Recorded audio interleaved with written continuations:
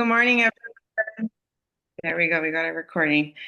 I know it's a little early, so I'm going to try to keep this, as Josh said, hopefully stimulating enough. But we do have our requirements and our things that we have to go through to make sure you guys are properly trained and hit specific categories of training.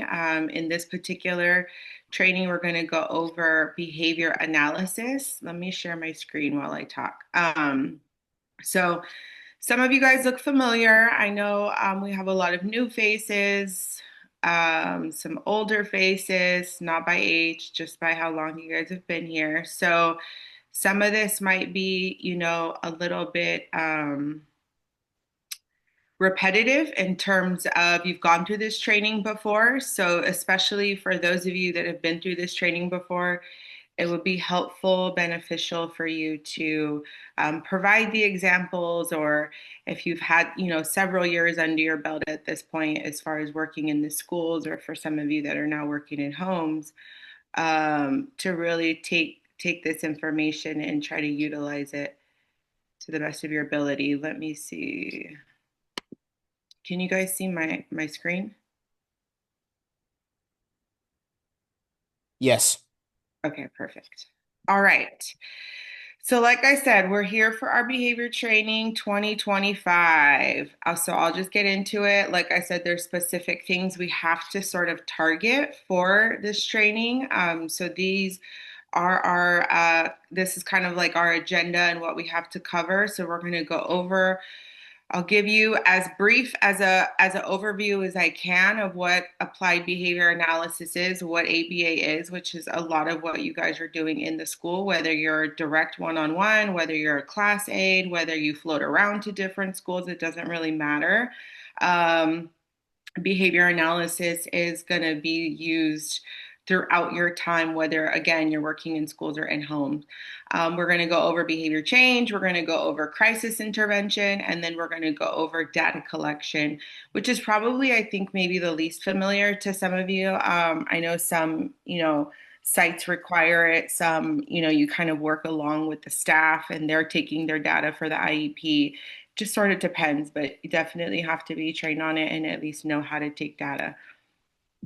Okay, so we'll just get into it. So behavior analysis is empirically validated. By empirically validated, all that means is that it's been tested over and over and over. There is a lot of research to show that behavior analysis is effective.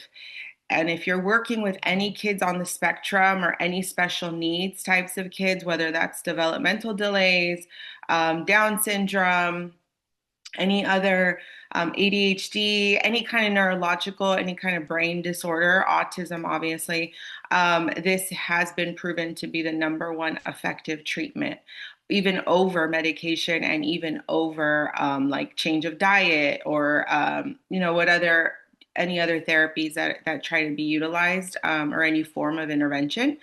So empirically validated, all that to mean is that it's been proven effective. It's been tested. So it's a field of study devoted to producing socially significant change of behavior in humans. It involves the precise measurement of observable behavior. So when we talk about behavior, we'll get into behavior, but when we talk about behavior, we're talking about what is measurable, meaning you can't measure something if you're not observing it, right? So we'll talk about what that looks like. And all this comes from people with like a psych background or anything like that. This is derived. This comes from behavior psychology. So behaviorism meaning all behavior is learned, which means behavior can be changed and shaped. Okay. So when we talk about behaviors, let me stop there. Why do you guys think behaviors occur? Anyone can just unmute themselves and you don't have to raise your hand, you don't have to do anything. Just unmute yourself and you can say what you think. Not getting what they want. Perfect. You've had experience with that, I'm sure, Trevor. Not getting what they want. Anything else that you might want to add to that? That's definitely part of the definition. or one of the reasons why behaviors occur. Attention. Getting something they need or wanting They can't something they need. communicate. Yep, yep. Thank you. Both of you are correct. So there, Staying in routine.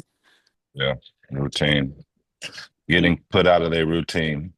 yep, that'll probably trigger behaviors for any of us that like our routine or have our way about going about things. So all those are correct. So the child, an individual, again, we're not just talking about children, we're not just talking about special needs, this is just overall behavior. There is a need or there's a want, like you both mentioned, that is not getting met.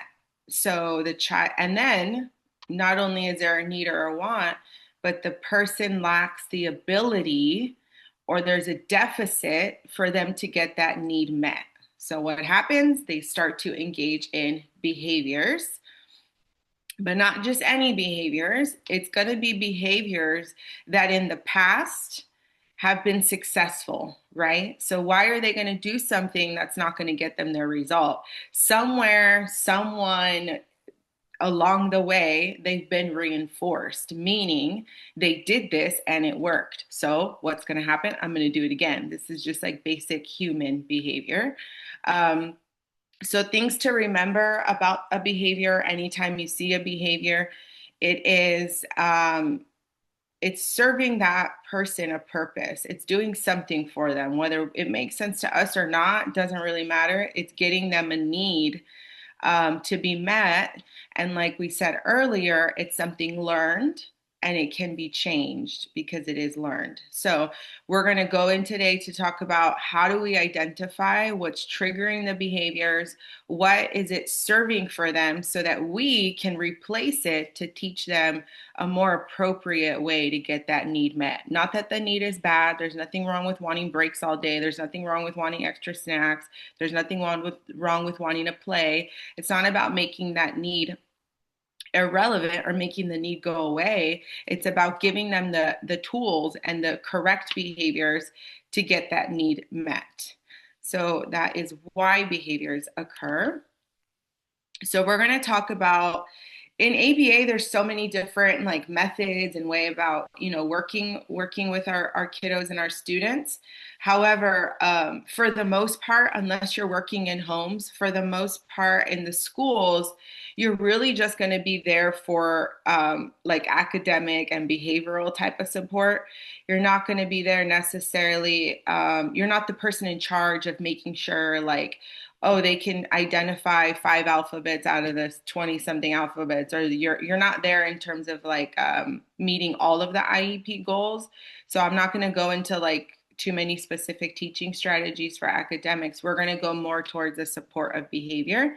So we're going to be covering and focusing on um, behavior support, positive behavior support. So again, this is empirically validated, meaning that it's been proven to be effective with kiddos that have problematic or challenging behaviors. How do I make this go away? Oh, okay, I'll just leave it there. So it's applied on behalf of students whose behavior is regarded as challenging, which is why you guys are, who you are and working in the schools. You wouldn't be there if there wasn't a challenge, right? Its focus extends beyond the student and it looks at the whole system, right? So when we go into these schools, the student isn't the problem. It's the dynamics, it's the setup, it's the system. Oftentimes it's not having a consistent teacher. I've talked to some of you guys where every single day is almost like a different teacher. So you can imagine the chaos that that creates for students. Maybe it's changing the instructions, maybe it's changing the activities, maybe it's creating better behavior consequences, things like that. So it's looking at the entire system and the environment and everyone involved, including the student, but everyone else too. So this process provides us an understanding of how to resolve problems or behavioral problems with kids based off of, again, empirical research. And it offers an approach to develop an understanding of why, right? We're going back to why behaviors happen. Why is this kid engaging in this behavior? And then we have to come up with the strategies to teach the kid a different behavior that they can engage in, or even utilize strategies to prevent the behavior from happening. So I'll get more specific by what I mean to preventing. So one of the first steps to implementing positive behavior support, as you guys already probably know, it's understanding the behavior. How do we understand behaviors? We have to break them down. So anytime you talk about a behavior or you think about a behavior, you want to think about what we call ABC relationships. So by ABC relationships, and some of you that have been working in the schools or have worked with me before or have done, assessments or assisted in assessments, we have you take ABC data, and all of that is identifying what was the trigger, what's the behavior, and then what happened right after the behavior. So we'll talk about those specifically a little bit more. But basically, an assessment is just understanding how do we examine these problem behaviors to identify the function meaning what's the purpose of this behavior, and so we can understand it and obviously intervene on it. So we'll go into our ABCs. Anyone from previous groups remember what these were? And can maybe here, let me flip back up. Anyone remember what the ABCs were? Antecedent, behavior, and then consequence. Perfect. I can't see who's talking, but perfect. All right. So that is exactly what that is. So we will define each one. So the antecedent meaning trigger. And by trigger, I mean what happened right before the behavior. I see there's people in the waiting room. Are you going to be able to do that, Josh, or do you want me to let him in? I got it. I just let him in. Okay. Um, it just popped up on the screen. Okay, so by trigger, we're meaning what's happening right before that behavior, not what happened 2 days ago, not what happened, 20 minutes ago.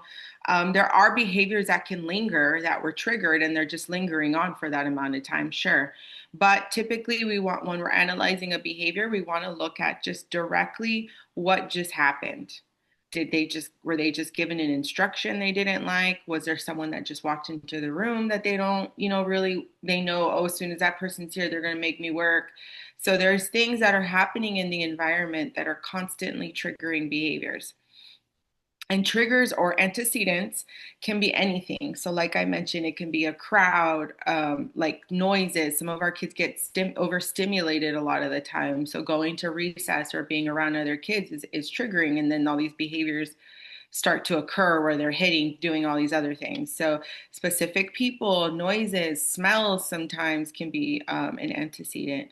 Demands, like we're saying instructions or transitioning from one period to another period and they don't like that class, things like that. Locations, and then there can also be like internal needs that are triggering behaviors. I don't know how many of you guys feel this, but I know when I'm a little sleep deprived or I have to start a little earlier, like days like this, that might change my behavior throughout the day too.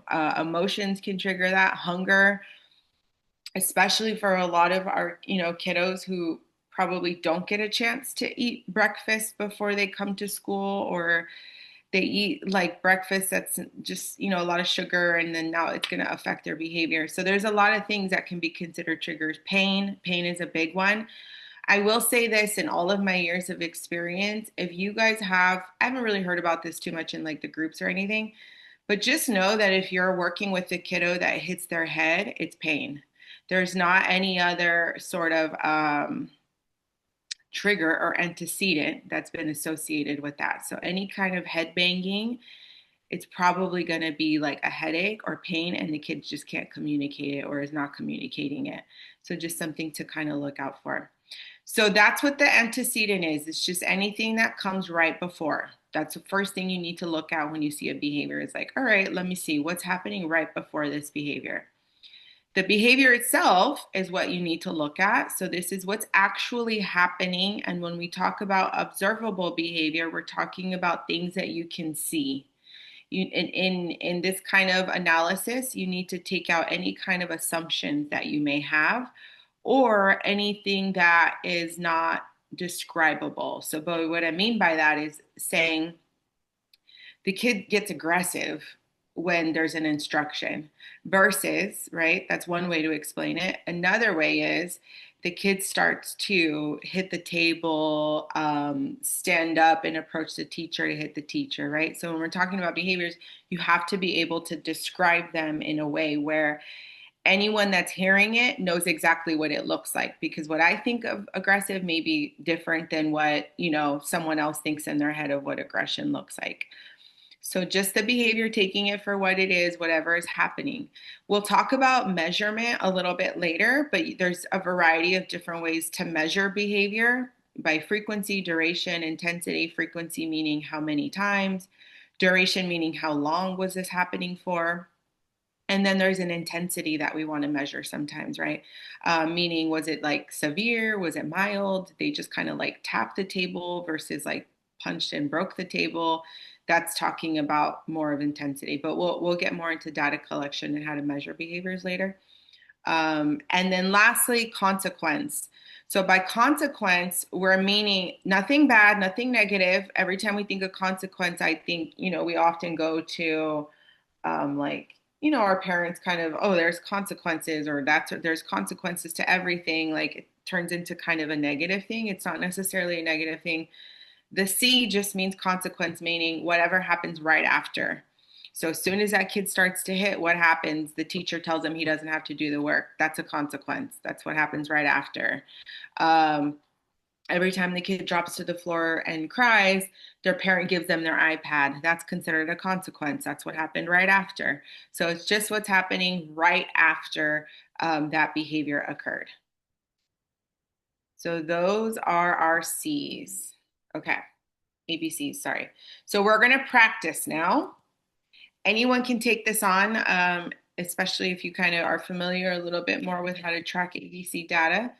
Whoever wants to do our example number one, just read it aloud, and then you're going to identify for us what the ABCs are.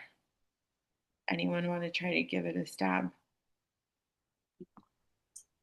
Is it the antecedent is that the teacher gives the student the instruction to read the sentence out loud? Perfect. So that's the trigger. What's the behavior you're seeing? That he closes the book and throws it on the floor. Perfect. And then what's the consequence happening in this scenario? Sh it would be, is it that she tells him to pick it up and write the sentence instead? And write the sentence. Correct. Yeah, perfect. Thank you, Jasmine. So that is literally how simply it can go, you guys. Just identifying what happened, what's the behavior, and what's happening after. Not to say that the consequence is correct, or not to say that the consequence is positive or negative. We're not judging it. We're just saying this is what's happening right after that behavior occurred. Okay? Great job. Okay, so all that to say is that when we identify the ABCs, we can identify what's the function, what's happening in this scenario that's keeping this behavior going. What is it serving this kid, right? When we talk about functions, we're talking about the why. So I kind of always go by this little, I know the chair looks random, like what the hell, I should have a chair on the screen. I use that as sort of like a way to remember as an acronym. So you can remember it as SEAT. So these are the four functions. According to a behavior analysis, these are the only four reasons why a behavior occurs. Okay, it's self-stimulatory, meaning it's helping them regulate something in their body. It's escape. It's serving them escape or avoidance. They're getting away from something.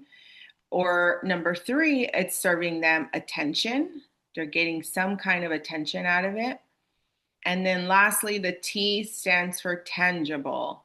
So there's some kind of access, there's some item, activity, something they're trying to get, whether it's, um, playing on the jungle gym longer. So they're not going to listen and climb down when you tell them.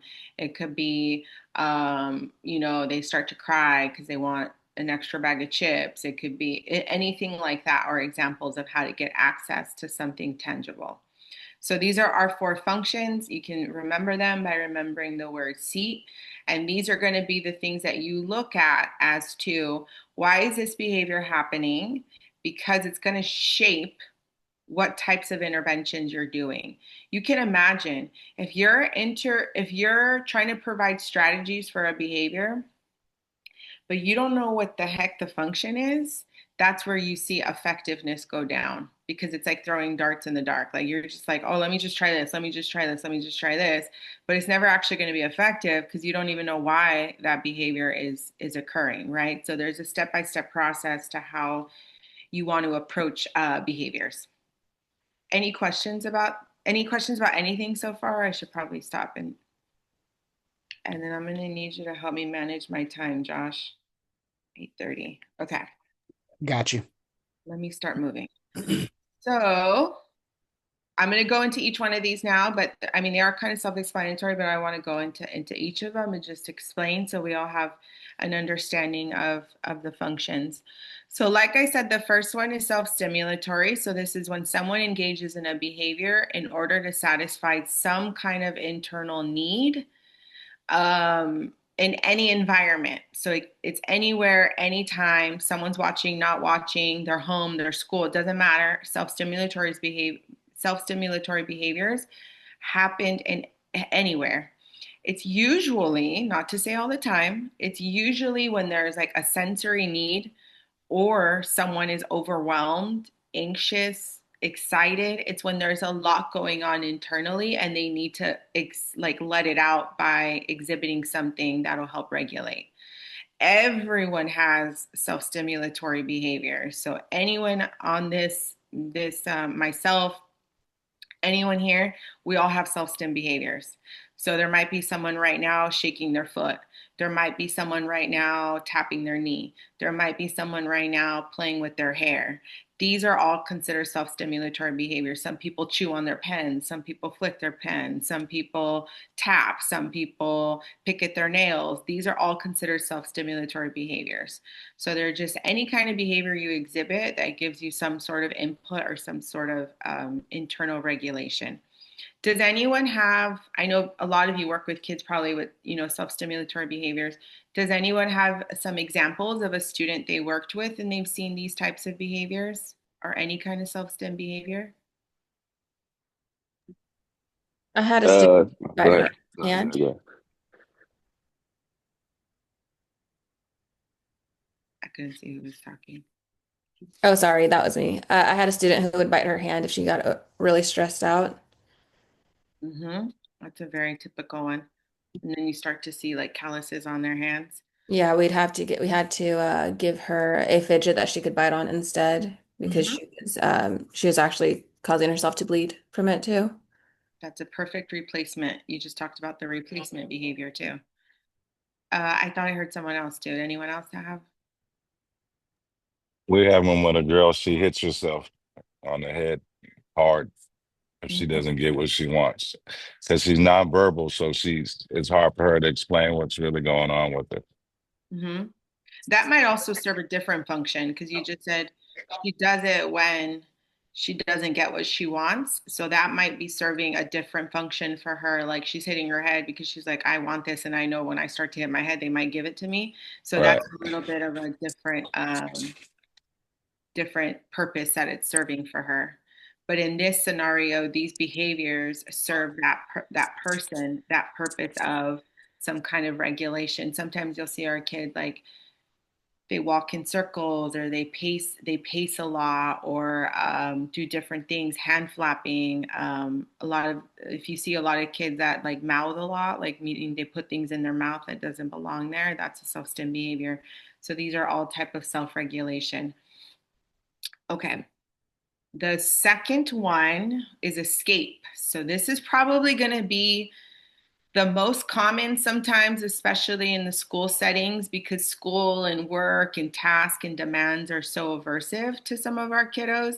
And that's literally what you're there for as the aide is to make sure that they're getting their work done or make sure that they're getting through the school day without running out the class or without causing a whole scene in the class, right? So when you think about task avoidance or escape, you want to think about this one as an individual is engaging in a behavior with the purpose of avoiding or getting out of something, getting out of a demand, getting out of a task, getting out of that class, getting away from having to read, whatever it may be.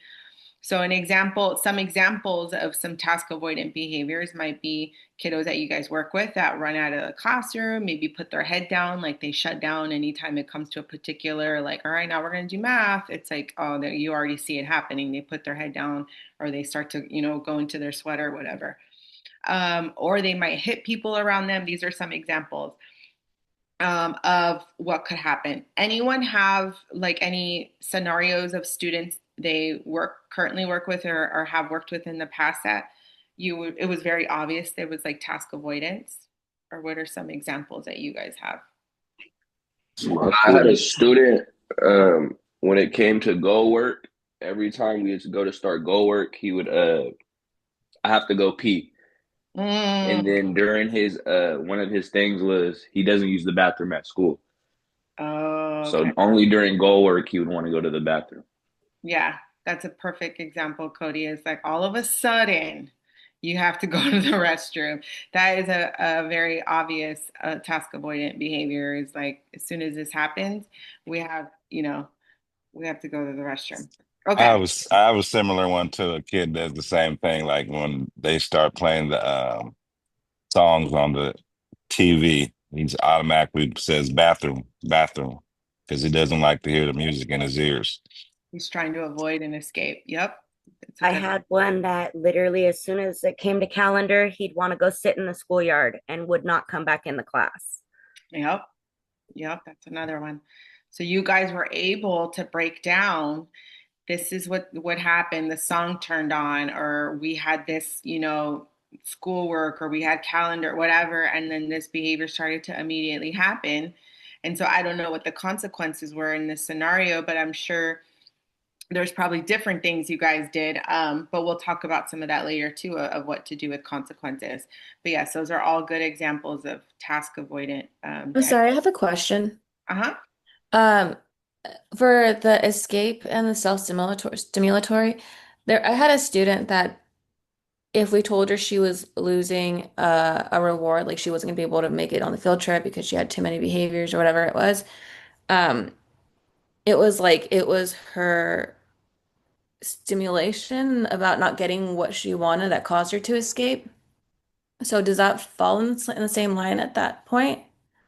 Because she wasn't avoiding it unless she was avoiding hearing that she wasn't going to be able to go. So that Uh-huh. so would it be a stimulation that she escaped, or is it part of the escape? Um, Like, That yeah, that sounds more like she would lose like a field trip for not doing so. That's what the mhm. consequence was, right?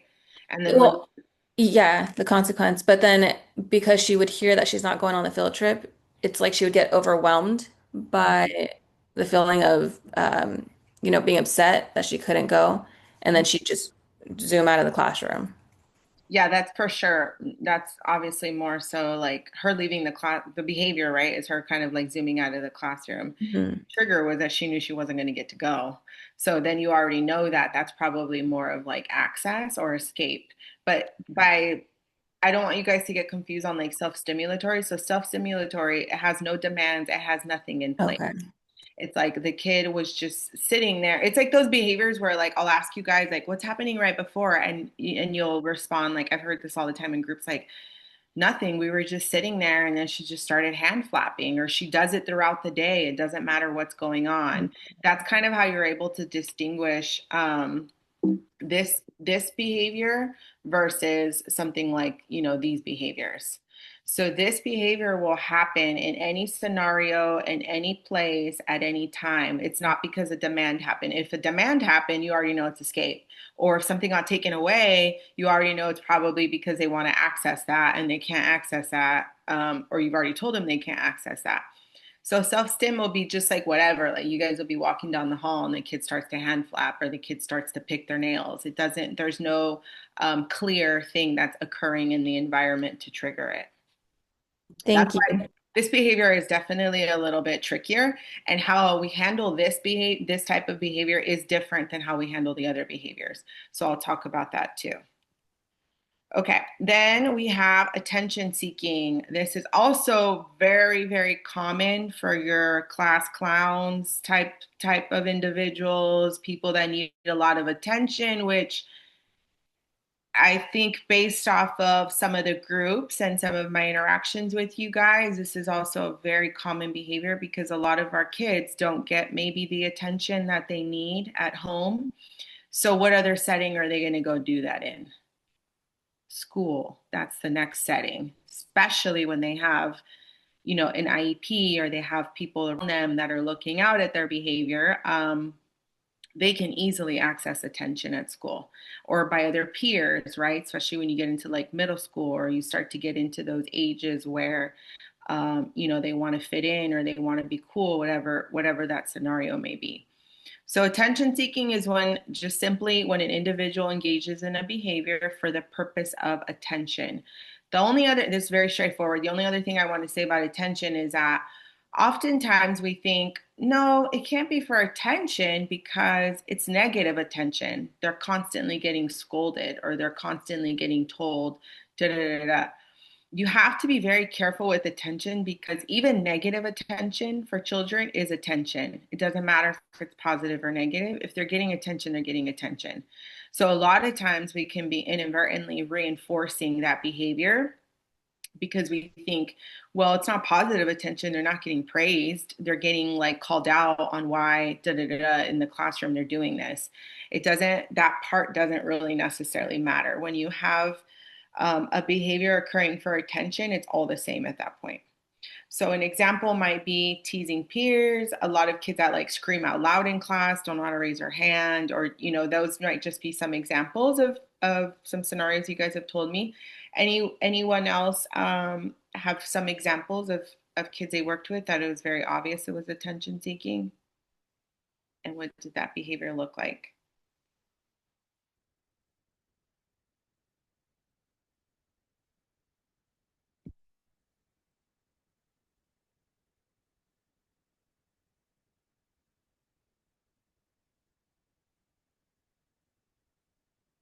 No one. Oh, wow. Okay. No one has attention seeking. Well, I've heard you guys in groups, and I know for a fact some of your kids have attention seeking, but that might be maybe those are handled now. All I right. think all of them attention seek. What's that? I said every student I've come across attention seeks. Yes, for I sure. have a student.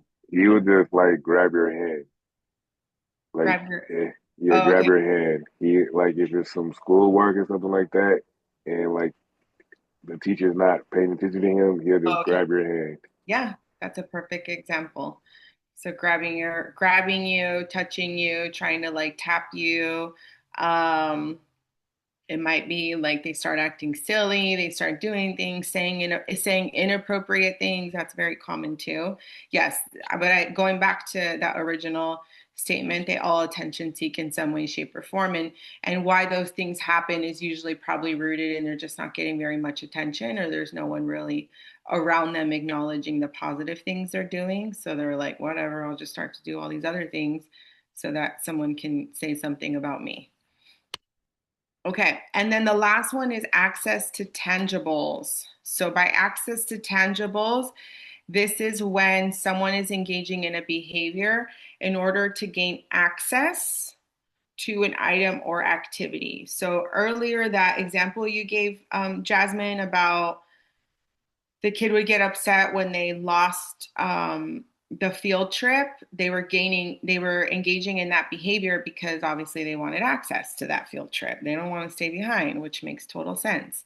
So Thank you. so gaining engaging in a behavior in order to gain some kind of activity or item, maybe whatever it may be. So an example of this might be a kiddo, is told like, no, you can't have the candy at the store, and they start to have a tantrum right there on the floor at the store. Cries when maybe their iPad or their tablet gets taken away. These might be some very typical behaviors you see as a result of not getting some kind of item, being told no, or whether it gets taken away, whatever it may be. All right. So Now that we have sort of gone over, right, what are ABCs? How do we break down a behavior to get to the function? Why is it happening? We're going to now go into how do we change it, right? Oh, I have an example. Okay, we'll get to the example. But we want to go next into how to change it because it's like, okay, cool. We know how to break it down. Okay, cool. I already know this kid is doing this because they don't want to do this work. The next part is what do you do and how do you handle it? Because that's really why you're there. And that's really going to determine if you're ultimately going to be successful in your role at that school, right? Is how do you change this behavior?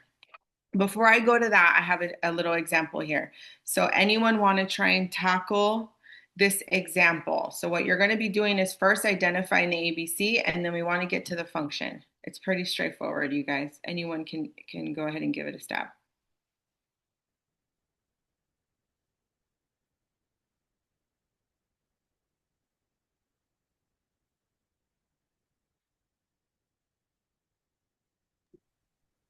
Um, the antecedent would be the teacher directing him to sit in his chair and complete a task. The behavior would be him yelling no and then throwing the pencil across the room. And the consequence is his teacher sent him out of the classroom. And I think the function is escape. Perfect. Good job, Jasmine. You've done this before. Okay. Yeah, this one's very clear, right? So he's playing, he's not trying to do work. Teacher comes in, is like, all right, we need to do this. Let's sit down. No, throws it, whatever. That's the behavior. And then the consequences sends him out of the classroom. Just out of curiosity, for those of you also that have been doing this for some time, before we talk about changing behavior, right, where we talk about punishment, reinforcement, things like that, just take a guess. Do you think that this behavior was reinforced or punished? A guess is totally fine. There's no, Punished. Punish, punished. oh my gosh, really? Okay. Reinforced because he didn't Reinf want to do the work. right. Yes. Who You said that just one? Reinforced because they didn't want to do the work. I can't see names. I'm so sorry, you guys. Sharon, Sharon. Good job, Sharon. Trevor also said yes, that was reinforced. Yes, you guys, this was reinforced. Why was it reinforced? Why is this considered reinforcement? because he didn't want to do the work. He didn't want to do the work. And guess what happened? He didn't have to do the work. He got out of class. I see these things happen all the time. These kids get sent to a principal or they get sent out of the class or they get sent somewhere else. And what was the trigger was they didn't want to do work. And what ended up happening was they got out of it. Even if it's going to the principals or calling the parent, it doesn't matter. They got out of it. They didn't have to do it. So that is why it's reinforced. And these things happen all the time. And then we wonder, like, damn, why isn't this behavior going away? Why do they keep doing this? It's because we are inadvertently reinforcing it. We're making them or we're allowing them the escape, right? So Jasmine just broke it down for us. The function was escape. They don't want to do that. They're avoiding it. And what consequences provided? They get to continuously avoid it because they're out of the class now. So this is where ABA and understanding behaviors and the function really comes into full, like a total 360s full circle. Like, okay, now that we can identify it this way and break it down this way, it helps us to understand now how are we going to change this behavior. And by change of behavior, I mean what are the strategies that we're going to put in place, both proactively and also reactively after the fact. So we're going to talk about those now. So, like I said, changing behavior.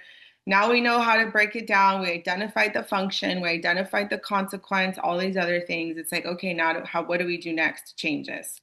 So we're going to go into this is like the foundation, the meat, the bones, everything of what changing behavior is. It's understanding reinforcement and understanding punishment. You are not going to change behavior if you don't understand reinforcement and you don't understand punishment. And then obviously, hopefully, implement it correctly. But this is the nuts and the bolts of everything that you do in behavior. So we're going to talk about reinforcement first. So reinforcement, right? Anytime you provide reinforcement, whether you mean to or not, right? Because we just showed in our last slide, in this example in our last slide, that reinforcement was provided.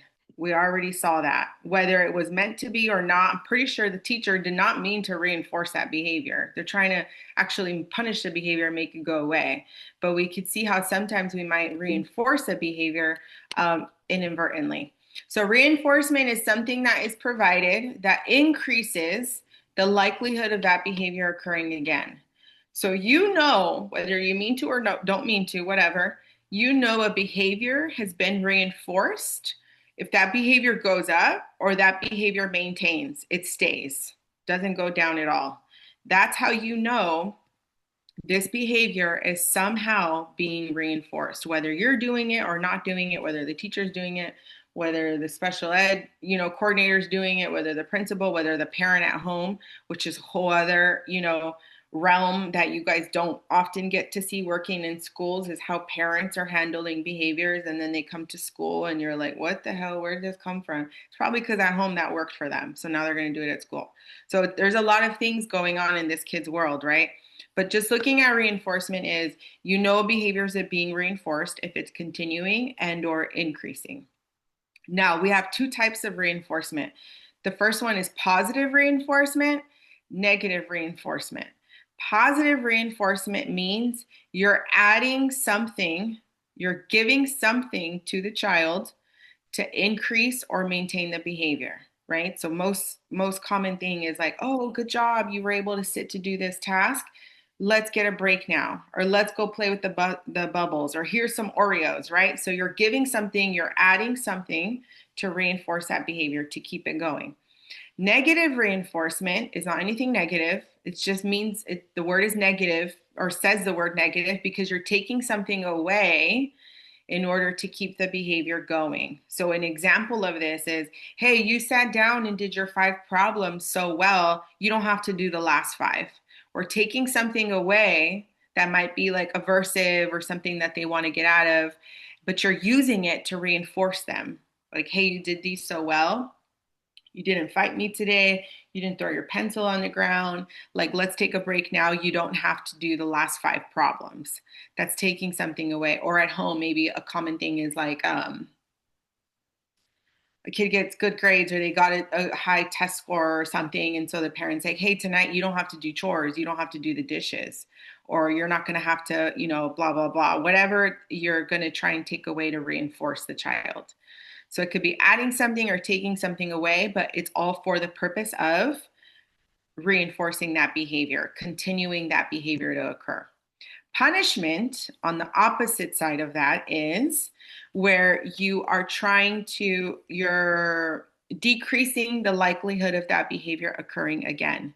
So we don't want that behavior to happen. We're trying to reduce it. So that a behavior has been punished if it starts to decrease or go away altogether, right? So there might be some behaviors that a child exhibits that are positive, that we want them to do. And that behavior, if you start to see that behavior is going down or goes away, it probably means that it wasn't really reinforced. It was kind of punished. That's probably why it's going down, right? So we didn't tell that kid enough, hey, great job raising your hand, or hey, great job, da da da. We didn't reinforce it enough. We just kind of left it, didn't acknowledge it. That might punish a behavior, right? Another punishment, or another way, like I just said, another way to see if a behavior has been punished or if you're implementing punishment procedures correctly is if that behavior is going down. If you think you're implementing punishment procedures and that behavior is not going down, you're not really punishing it. So you might need to reevaluate again what you're doing in terms of how you're dealing with that behavior. So again, like positive and negative reinforcement, there's also positive punishment and negative punishment. So this is when you're adding, again, a stimuli, you're adding something to the equation to decrease that behavior. Negative punishment is when you're taking something away to decrease that behavior. So I think both you guys have probably implemented both of these. You probably have seen both of these. Very common. I think the most common way to punish is by taking things away. That's typically what you see first. Is like, all right, you didn't complete you lost your recess. Okay, you didn't do that. We're taking this. Okay, this didn't happen. Da da da. You start to take things away. Even in the home setting, for those of you that work at home, if you just naturally see what parents tend to do, it's more towards like, oh, you didn't do this, or oh, you hit your sister, you lost your iPad, you didn't eat your food, you don't get dessert. Like those tend to be sort of like our go-tos, but you can also add something at times like, okay, you didn't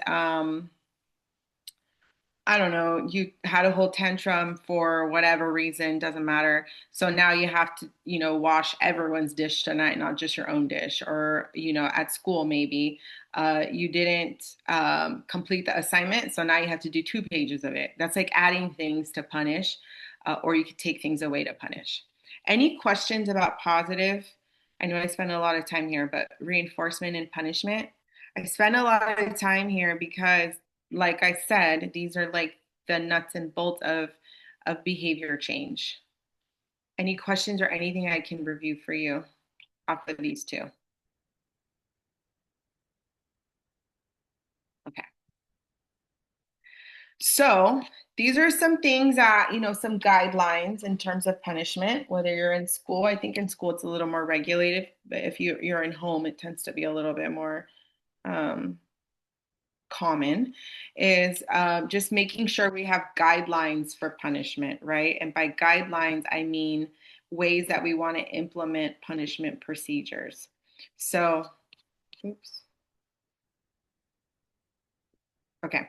So, some types of punishment not recommended is any kind of punishment that involves harsh treatment or really negative personal interactions. I know you guys are not like implementing crazy punishment procedures yourselves. It just might be something more you see in the other adults around that child. But those things can lead to other issues. So things like increased emotional, maybe behaviors, um, aggressive behavior. So like how you hear oftentimes kids that bully, it's because they were bullied, or kids that hit a lot, it's because they're hit at home. So there's a lot of like history that goes into that. We won't really get into that, but just know that using a lot of punishment or really harsh punishment leads to long term, and there's a lot of research on this, long term effects for individuals. And it can also increase their likelihood of engaging in escape behaviors. And by escape, I mean lying, cheating, hiding, substance abuse. I'm sure you guys see all of these behaviors in a lot of maybe the kids that you get to encounter because you are there for the problematic kids. You tend to see more of these behaviors is like where they start to lie about things. Why are kids lying? Because they're trying to avoid a punishment. Why are they trying to avoid a punishment? Because they probably experienced a lot of punishment and not enough reinforcement. So there's a way to kind of break these things down.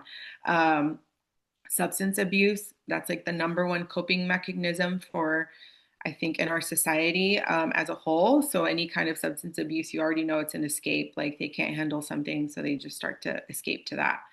Other examples might be physical, so spanking, slapping, smacking without objects, things. These are very common punishments too.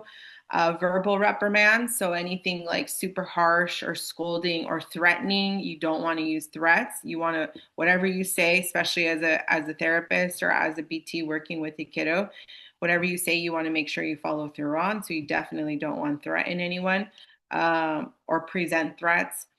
And then withholding, primary needs like food, shelter, love, warmth, things like that, or secondary needs like social access. So these are just some examples of punishments that are not recommended. Not to say that you guys, I've never seen you guys, implement these things, obviously.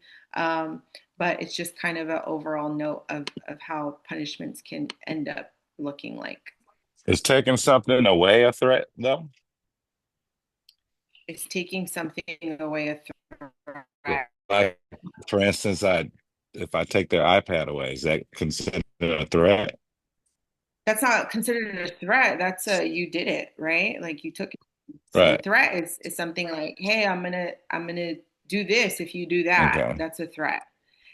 So you don't want to threaten too because you want to make sure that what you say you're going to follow through on. So don't say anything you're not going to follow through on. So if we're saying, hey, bud, next time you hit your brother, we're going to have to take your iPad away.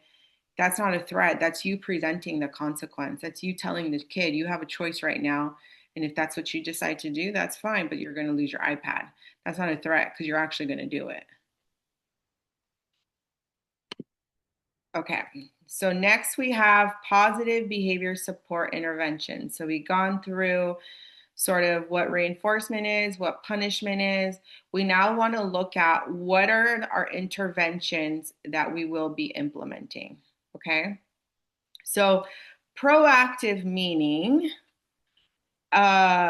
you want to make sure that you're trying, we'll go through each of these, don't worry about it. You want to make sure that you are trying to be as proactive as possible. And by proactive, I mean trying to maybe avoid some of the behaviors, right? Rather than always being reactive. Reactive means I have to constantly deal with this. Now he did this, that's crazy. Now we have to go X, Y, and Z. Or why do we go here? Why do we have to do all these things? We want to try to avoid that as much as possible, right? Sometimes it's unavoidable. Behaviors are going to happen. Duh, that's going to happen. But you want to try and avoid some of the behaviors. Okay. So now that we've analyzed positive behavior support, we've gone through, punishment, reinforcement, we now want to talk about our actual strategies. So we have antecedent strategies and we have consequence based strategies. The words kind of mean the same thing. So proactive and antecedent, it just means, right, what happened before. So when you're being proactive, you're looking at before. I want to avoid some of this, right? This should be your focus of intervention. So if you do anything in the home or in the school and you always want to lead with something, always lead with proactive. So we want, in order to implement proactive procedures, what do you think you need to know?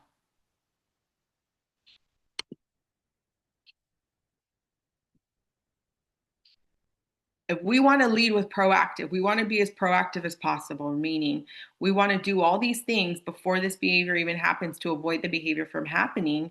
What would you need to know to be Understand the function of the behavior. exactly? You would need to understand the function, but you would also need to understand the antecedents. You would need to understand what is triggering this behavior so that I can do X, Y, and Z to avoid that behavior from happening, right? So trying to be as proactive as possible allows you to implement um, procedures to avoid that behavior from even happening. Sorry, this screen keeps popping up and I don't know how to make it go away. Can you guys still see my screen? Okay. How do I make this? Okay.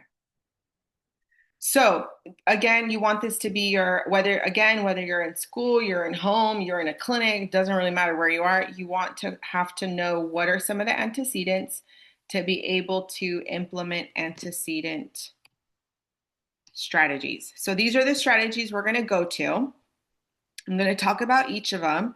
And then just kind of, doing this for the past few years, I created a slide where just some extra strategies kind of to keep in mind, specifically if you're in school, because, just hearing about dynamics, things that have happened, I picked out a few that I think would be, probably more useful. But these are all useful and these are all proven to be effective. So interspersal training. So you want to use interspersal training is when you alternate between things that the kid can do, easy things, right? Easy things. They can do this, there's no problem. And also intertwine that with the things that are very hard for that kid, the things that they're still learning, the things that they're still working on, the things that trigger a behavior right away. We know this is going to happen as soon as this assignment comes out. A few of you even identified already, and you even know exactly what it is for that kid. So you want to alternate between the things the kid can do versus the things that is difficult for the kid. If you just start out cold turkey, it's rough, we're going to start with the hardest thing, you behaviors are going to start to happen. It's automatic. We already know it. There's no warm up, there's no nothing. The kid feels like, damn, this is already hard, like I'm done. So that's why interspersal training is very effective, because it creates what we call behavioral momentum. What behavioral momentum means is you're doing kind of 80% of easy task and only 20% of difficult task, and it builds up the kids' self-esteem. It builds up their momentum. They're like, cool, I got this right. Oh yeah, cool, this is good, like I got this. You answer questions, you know, they're like feeling good about it. And then you hit them with something that is hard or something that they're still learning. So it kind of creates that flow for the kids, so it's not just hard, hard, hard. So this is effective too for kids that have difficulty maybe with like demands, or have difficulty with like specific classroom tasks or subjects, right? The second one is choice making. So you want to give, this is really good, especially, I mean, for any kid, I would say any age, any functioning level, any situation, because just being a kid alone, you have to think about it. You know, some of us, we don't have to think too far back. But when you think about when you were a kid, you have to think about how little control you really had in your life, you know? Like you didn't really have a lot of control. You went to school, you had to go to school, even though you didn't want to be there. You had to do certain things. You had to maybe eat certain foods. It's like there's no choices. This is what's dinner, that's it. Or this is what, you know, is at lunch at school. You didn't bring a lunch, so you have to eat the lunch at school. You have to think about like a kid's day and a routine and how much they really have control of. And it's really not a lot. So I think choice making, especially for like if I had to target again any age, any functioning level, but especially if you guys are working with or are gonna be working with adolescent, like that age range, adolescent range, anywhere from like 11 definitely into high school ages, like especially with those kids, you want to try and implement choice making as much as possible. And I want you guys to get rid of the idea that, okay, well, that's giving the student the control. It's not, it's an illusion of control. Because you, as a person, as the BT, as a therapist, as the aide, whoever you are to that child, you're making a decision over what are the two choices. You don't offer more than two choices. I've explained this before in other trainings. Do you guys know why we don't offer more than two choices? Does it overwhelm the student with the possibilities? It's overwhelming. I mean, if we just think about even ourselves, how overwhelming it can be when you're in an aisle full of 20 different options. And like literally almost every aisle has that many options now, right? And you think about how much easier it is when you go to just like a little supermarket, or there's not a lot of options. You have to look at, like, this would be interesting for yourselves to analyze your own behavior, but you have to think about, unless you go in obviously with like, I have to get this at the store, I'm not wandering. But when you go grocery shopping, you give yourself a little space to wander. You'll be surprised how much longer it takes to make a decision or get through that trip versus you know what you want, or there's not a lot of options, right? It's like these are the only two cereals. I don't have a choice. I'm just going to grab this. Or you grab both, but you end up with two, whatever. But going to a supermarket where there's like literally an entire aisle of different peanut butters, and you're like, I don't know, which one should I get? You start to question, and it takes a long time and it creates confusion, especially for our kids. That's for us as adults with fully developed brains. So for kids, you don't want to get too wordy, and you don't want to offer two options. It's this or that. That's it. This or that. That's it. We're not doing this, we're not doing that. These are your two options. You choose, buddy. So you want to present the two options. That's where you're in control. And you want to give the student the illusion of control by making the decision between those two. So you can do this with anything. Try and think about how many times a day you're able to incorporate choice making. Not only are we kind of increasing compliance. This strategy is very effective for kids that are non-compliant. So if you have kids that struggle with compliance, if you have kids that struggle with like autonomy, making decisions, this strategy also helps our kids in a variety of different ways too. But just for the purpose of targeting behavior, it increases compliance because it's kind of like a forced choice. And when you have a forced choice, you're way more likely to comply than when someone's just telling you to do it. You know what I mean? So like even just something, I know this is like an absurd example, but whatever, it's all I can think of right now. But it's like, when you want someone to do something and then you have a way of, and this isn't manipulation. I already know Josh is going to be like, oh, what the hell? This is manipulation. But it's not manipulation. It's like, when you allow someone to think they made that choice. Do you guys know what I'm talking about? Like the way it's the way that you present it, you allow them to think, oh, that I came to that conclusion myself. It's not that, it's an illusion of shared control and choice making. And so you guys can do this in a variety of different ways, like whether it's time. Okay, bud, we're going to read. We have to read, but we can do it for 5 minutes or we can do it for 4 minutes. You choose. You guys will see the difference in some of these kids' compliance and some of these kids' behaviors 100%.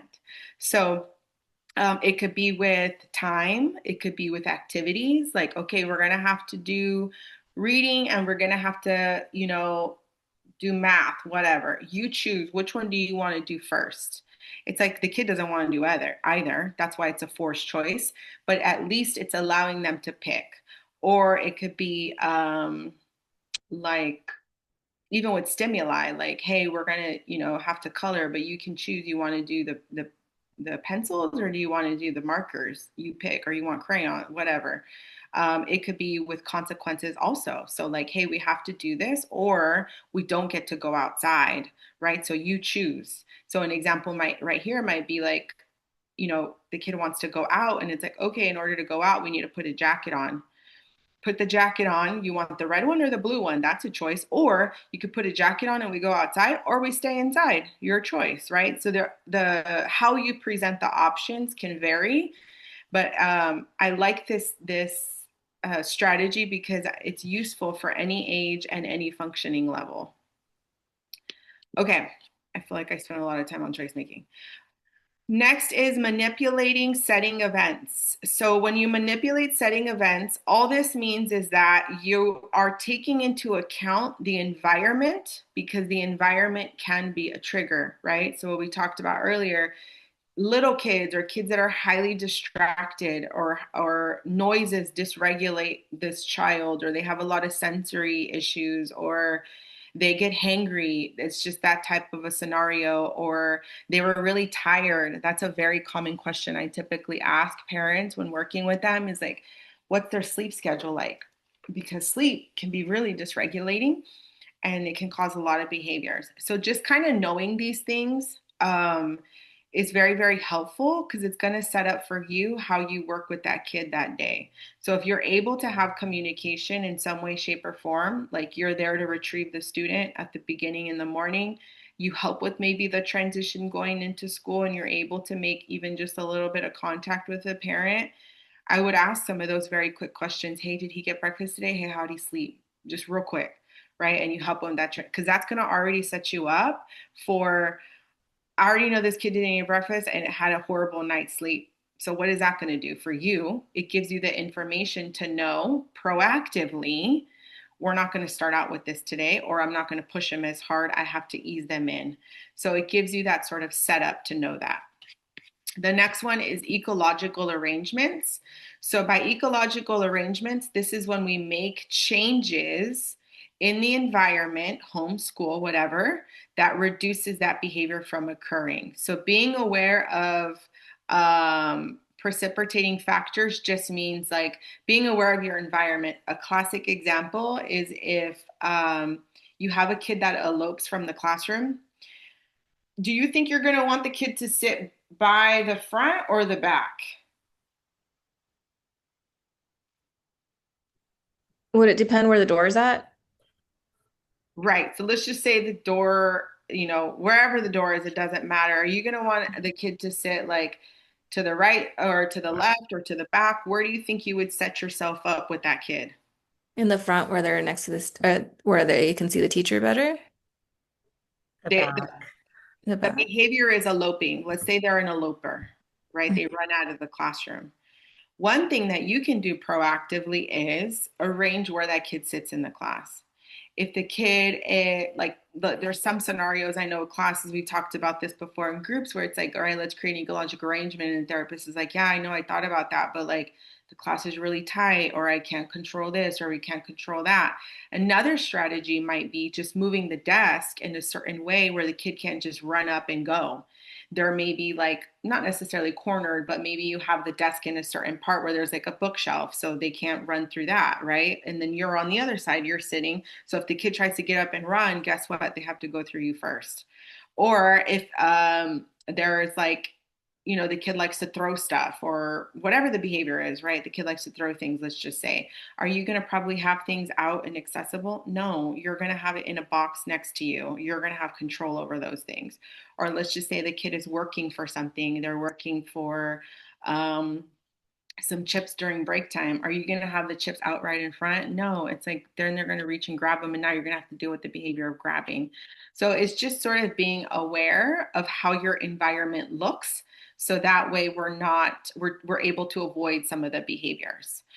So big thing is safety, right, in the classroom. So if you have a kiddo that is aggressive, or you have a kiddo that likes to, like I said earlier, throw things or run out of the classroom, those can present huge, huge, huge safety concerns for the entire classroom, not to mention just that kid, but the entire classroom.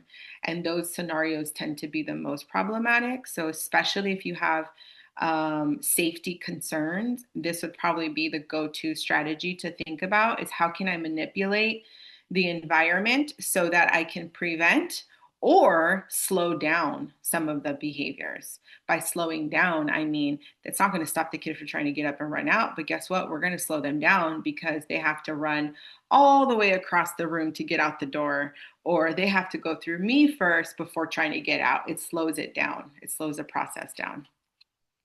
Okay, what time? 9:10. Ooh, okay. Priming. I'm gonna go a little faster, guys. So priming is when you're warning, not warning, but you're preparing, kind of like, hey, this is about to happen. Remember, when we finish this, this is what's gonna come next. So it's just providing clear expectations on what's gonna happen before it happens, right? So we're trying to be proactive, we're setting them up for success. That's what you want to think about when you're thinking about working with kids, is like, what are the things we can do to set this kid up? So it allows the individual to be prepared, one, and two, it provides predictability. There's no surprises here. We want to let you know what's about to happen. So you could do this in a variety of different ways. You could do it with visuals. I know a lot of you have done visuals where you have visual schedules and you show the kid, this is what we're going to do today. This is what we're going to work on. This is when break is. This is when snack is. This is when playing outside. It's all there for them. And we even do this for ourselves in our own lives, is having visuals and things like that too to help us. You could do a timer, a countdown timer, especially for kids who have like very low tolerance to do anything. It's like, okay, here, look, here's a timer and I'm gonna show you. I'm not telling you you need to work for 5 minutes. I'm showing you this is the timer. And then it's like, hey, you have 4 minutes left, and it helps the kid get through a task versus you need to do this for a few minutes. It's like they don't know what that is or what that looks like or how long. For them, it probably feels like 30 minutes sitting there having to do something they don't want to do. So priming really kind of helps that individual set themselves up for success and for what's to come. Another thing very similar to priming, but is also using like any kind of visual support, I recommend using as many visuals as possible for kiddos that have communication deficits. For kiddos that don't really communicate verbally, or you see like they don't really maybe understand everything being said, I would try to use, not to say stop talking to them, just to say that you should have some kind of visual support for you to help that child understand what's happening or what's expected of them. So again, it increases predictability and routine for that kid, reduces stress and anxiety of what's going to happen, or when do I get this, especially for kids too. Like if you have work with any like little kids that are like, oh, when is this, when is that, when do I get this, is it almost time, is it almost over, da da da. Just have a visual, and that's it. And then you cut down that behavior of constantly asking questions and avoiding work, right? It builds on student strengths and encourages independence. Independence is very important. So if you're working with like older adolescent kids, that it's like, oh, that's kind of silly to have like pictures. What can you use instead? And some of us still, I still do this all the time. What do we have as adults to self manage?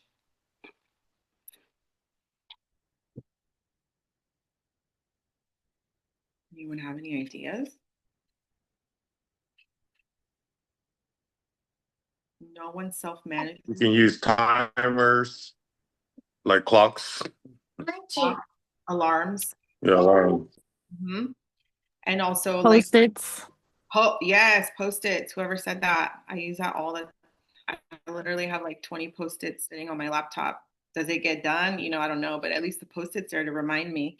Um, Also, like similar to that is, a planner, an agenda, right? So having a planner on you that helps you keep track of things. Um, and so if you are working, I know some people were working with older kids last year and they were already on their way out. And it's like, how do I help this kid? Because they're on their way out. They're not going to have services anymore, whatever it may be. That might be a thing to work on, is like self management. And how do they didn't fight. I forgot which kid it was. And I think Bonte was working. I don't know. Um, they didn't have behaviors to complete the task. The kid just always needed reminders. Like they just always needed to, like, oh, you have to do this now. Remember, you have to do this. And then they would go home and there was no self-management. And then they would come to school with no homework done. And it's not that they were having behavioral problems. They just were like, I don't know how to manage. So we worked on helping that kid be independent. Hey, the teacher said you have to do these tasks. You write them down and you manage yourself and then check it off when you're done. And that helped that student tremendously, and it wasn't a big old behavioral concern or problem anymore. So that's an example of that. And then any other supports. So I think most importantly to take away from this slide is individualize for your student. So, not to say you have to do all these things or try all these things, or you may, right? Especially getting to know your kid and you don't know them that well and you're still building that rapport. Some of you don't, a lot of you don't continuously work with your same kids year after year. Is getting to know your kid and getting to know what's going to work for them and what's effective for them. So, you want to individualize for them, but there might be other supports like writing things down, maybe creating like this example of maybe they have trouble with transitions and coming into class. So it's like, hey, we're gonna make a checklist and we're gonna check it off. And then once we get 4 check marks, we're gonna be able to, have a ball that we play with, or we're going to bring out our Play-Doh, whatever it may be, right? Whatever your strategy is. But there's different ways to help you break these things down to work with your kids and obviously work with these kids more effectively. Transition objects might be another thing. So, especially if you have a kid that has trouble transitioning in and out of the classroom, like just leaving the classroom and lining up with the other students to walk to lunch, this kid, as soon as they get in a line, they start poking kids, they start doing this, they start doing whatever it may be.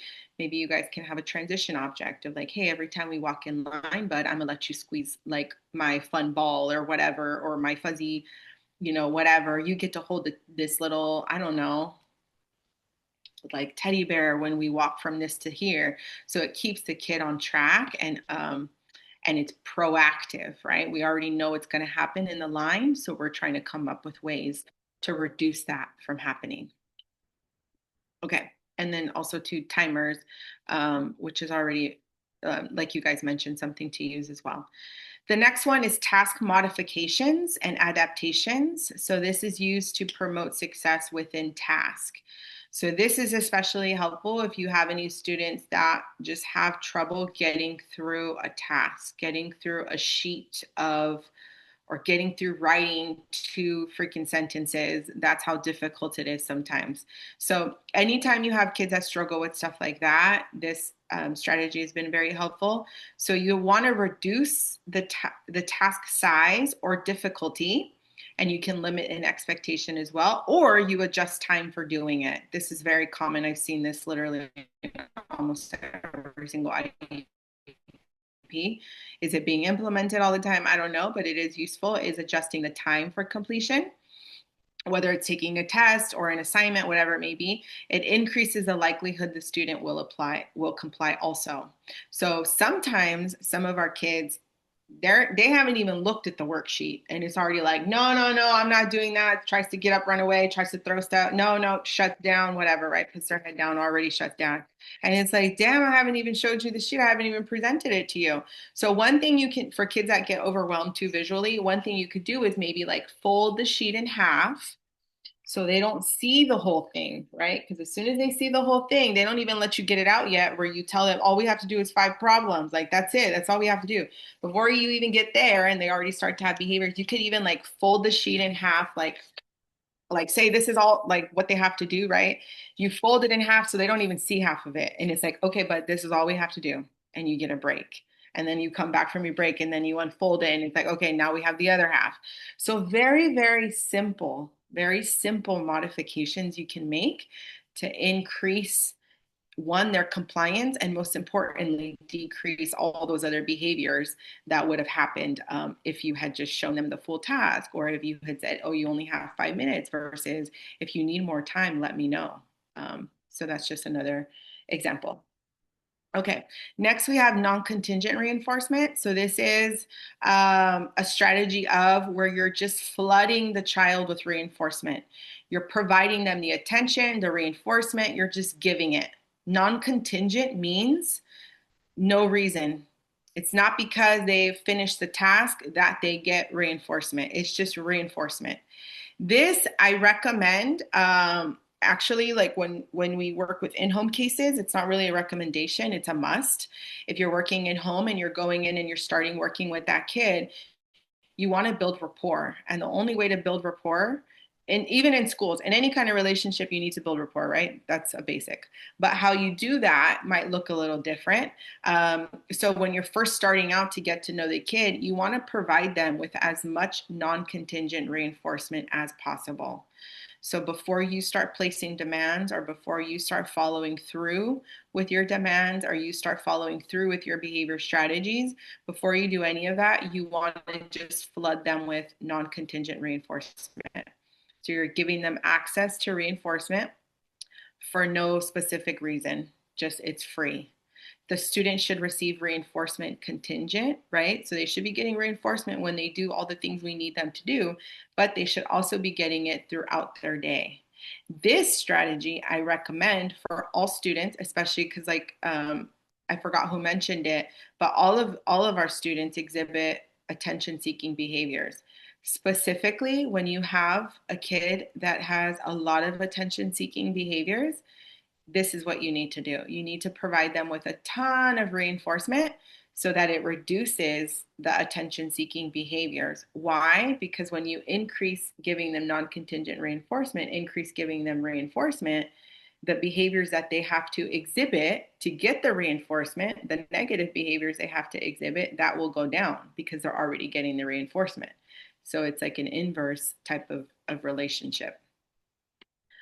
All right. And then these are, like I said earlier, just some more strategies that I have kind of um, observed. I think more specifically with some of the scenarios some of you guys have presented with working with these kids in schools is, you want to focus on just like their strengths, like things that they do good. And sometimes I know, trust me, it's hard to find things that they do well or things that they do good, but you can find something.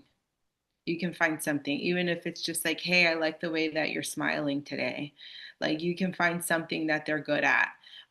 So you want to always try and flood them with the things that they're good at and identifying their strengths, breaking down tasks into small steps. Like I just gave you the example of folding a sheet. So if it's a big task that requires a lot of steps, that could be very daunting for some of our students. And then you start to see the behaviors happen right away. And it's like, damn, we haven't even gotten the pencil out yet.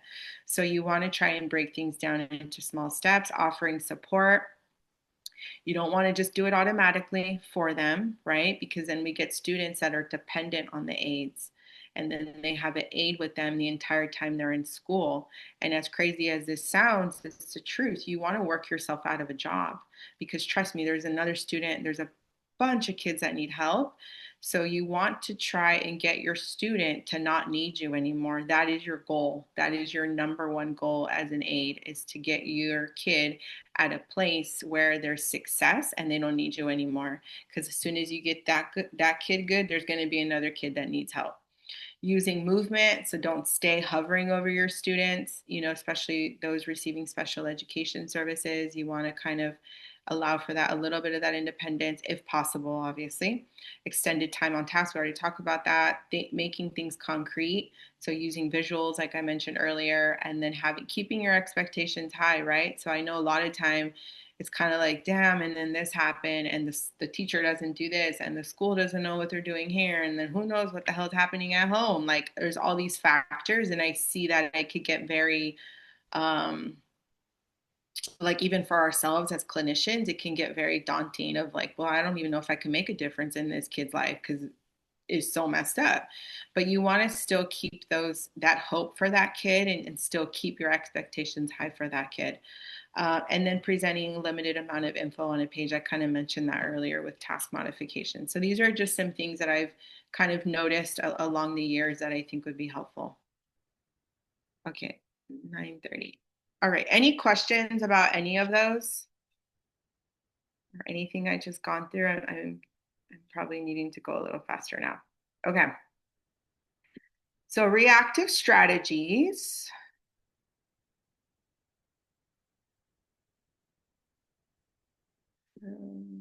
Okay. So, reactive strategies and crisis intervention. So, we're going to talk about how to react and de escalate. All I want to say about this before we get into them is reactive strategies, like we talked about proactive, right? So, this is what's happening before. These are all the things we can try and do before this behavior happens. It's inevitable, it's going to happen. So, now we go into reactive. So, these are things that are going to happen after the behavior occurs. Once that behavior happens, it's like, all right, what do I do now? So after the behavior occurs, that's what reactive strategies are. These are consequence-based strategies, right?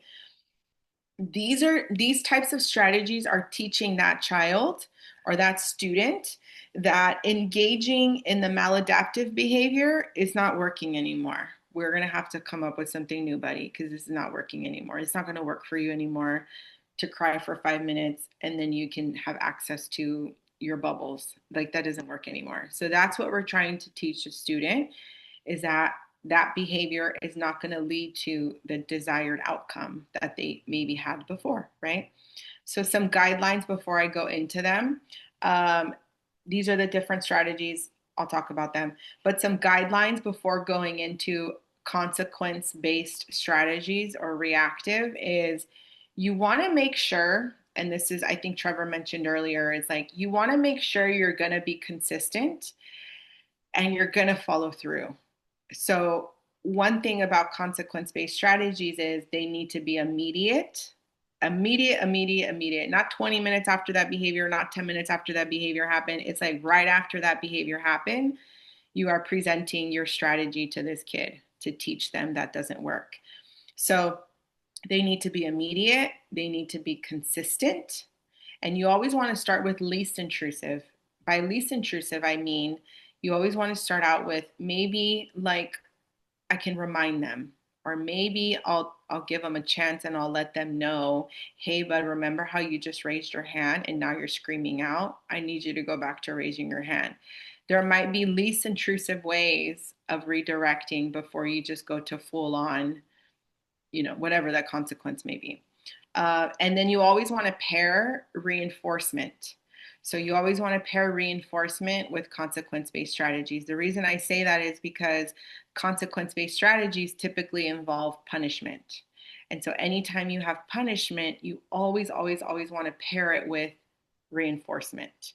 That's what's going to help that kid. So we'll talk about each of them. So the first one is extinction. Extinction literally just means withholding reinforcement. So whatever was reinforcing for that child, you withhold it. Do you guys, so earlier I mentioned about what do you think you need to know to implement the correct proactive procedures and you guys were able to answer, you need to know the trigger or the antecedent. For reactive strategies and to implement the correct reactive strategies to actually be effective, what do you think you need to know to be able to implement the corrective or the correct reactive strategy? What do you have to know?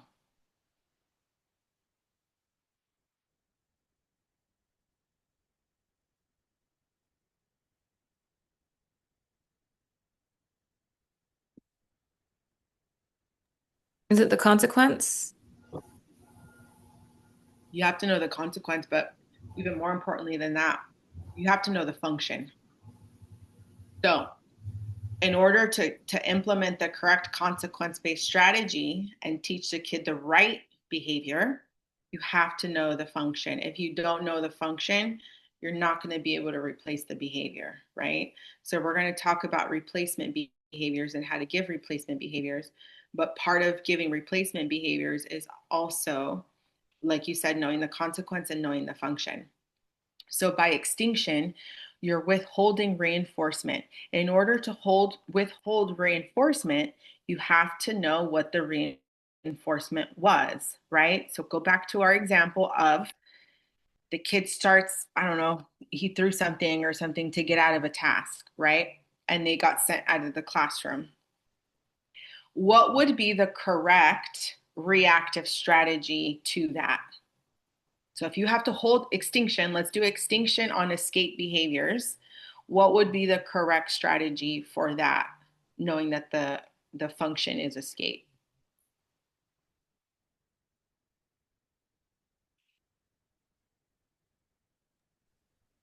Redirection.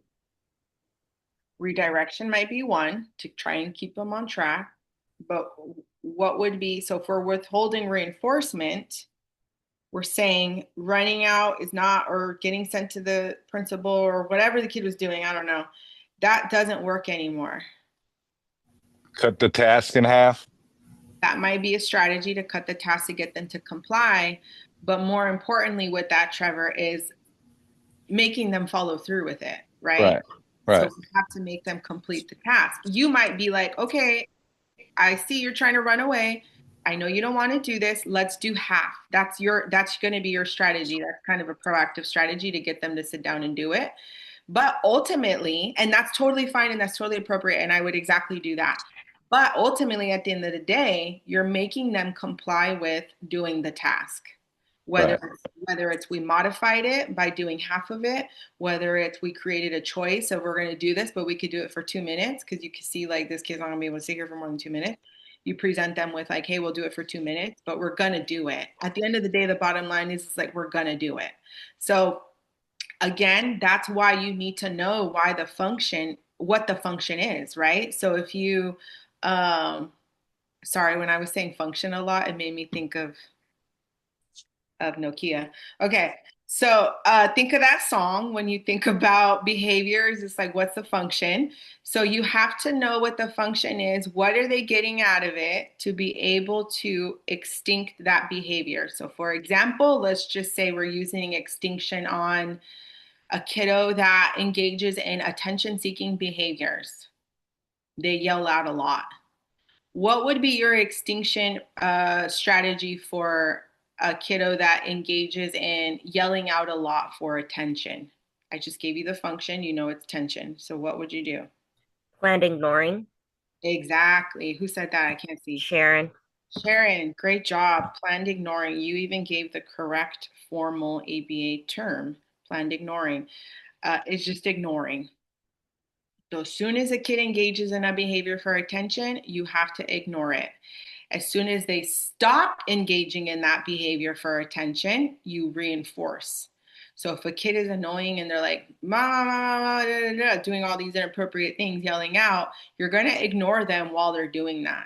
As soon as they stop doing that, you can say, hey, bud, next time you need me to answer you or when you want me to look at you, you can just call my name once or you can, right? So now you're replacing it by teaching the appropriate behavior. But initially, you're just ignoring it. So again, extinction is just withholding the reinforcement. In order to do that, you have to know what's reinforcing them. And then there's redirection. So this is when you're distracting or leading the student to engage in more appropriate behavior. So someone mentioned redirection. So this might be, which is a good strategy too, like if the kid just starts to get a little bit off task, meaning they're like doing something or supposed to be writing and then they just kind of start looking around or they get a little distracted. You don't need to do extinction. They're still kind of on task. It just might just require a little bit of redirection. Hey, but remember, we're trying to finish this. Once we finish this, or we only have 1 more minute left, then you can get up and join, blah, blah, blah, or we can get up and do this.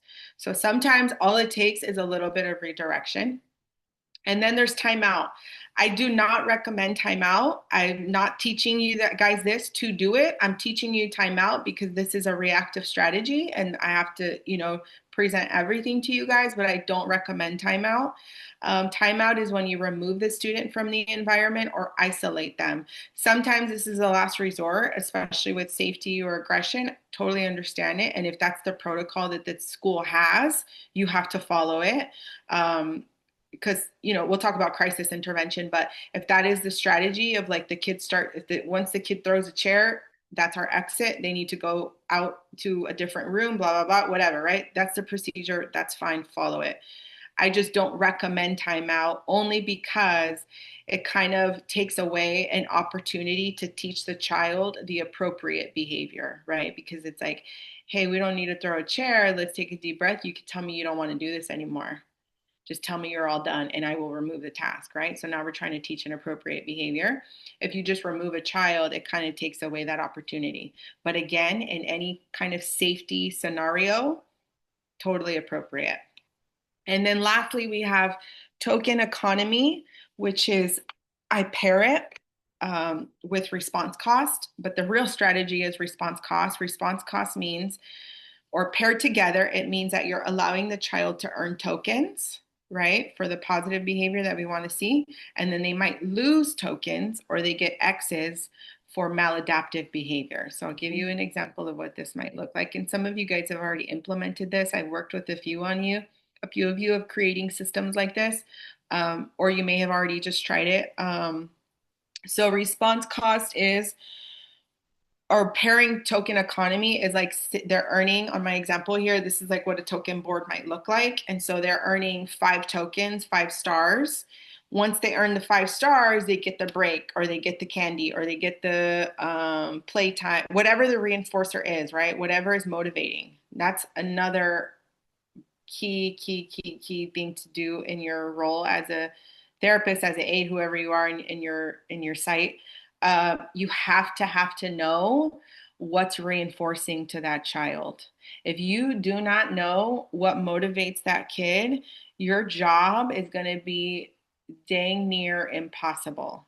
So a big thing that we've worked on in groups also is what motivates this kid. And I know some of you have been challenged with that where it's like, I don't know, sometimes he likes the bubbles and sometimes he doesn't. Sometimes he wants like to work for the Takis and sometimes he doesn't. Like, I don't know, it changes. And that's very valid and very true. But your job as the therapist is to know what the reinforcers are, what motivates them, because that's what you're going to use. We're not here to force. We're not going to do any of that. Even in homes, we can't force anyone to do anything. But what do I have on my side is I know what the motivators are. I know what motivates that kid, and I'm going to use it to my benefit to get them to do the work. So you have to know what the motivators are. Once you know the motivators, then they can work for it. So they might earn 5 tokens to earn the cookie. They might need to earn 5 tokens to get to the break, whatever it may be. And then the response cost is the bottom part. So that's now where it's costing them for maladaptive behaviors. So, oh, you hit, there's an X. Remember, once we get three X's, you have to start over. So they take off the tokens, we have to start over. Now you have to earn your 5 tokens all over again. You never want to, and this is very common, and I have to work with a lot of parents on this, is like you never want to remove the motivator altogether. This happens very often where it's like you hit, you lost your iPad for the rest of the day. What do you think is going to happen if a kid loses something that they know they can't earn back? Hypothetically, what will you think happened? They give up. They give up. Who wouldn't give up, right? If I know you messed up, you're not going to get paid for the rest of the day, you don't start getting paid again until tomorrow, or you don't have a chance to get paid until tomorrow, what are you going to do? Act out. Probably act out or I'm start. going through that situation right now with my situation. They don't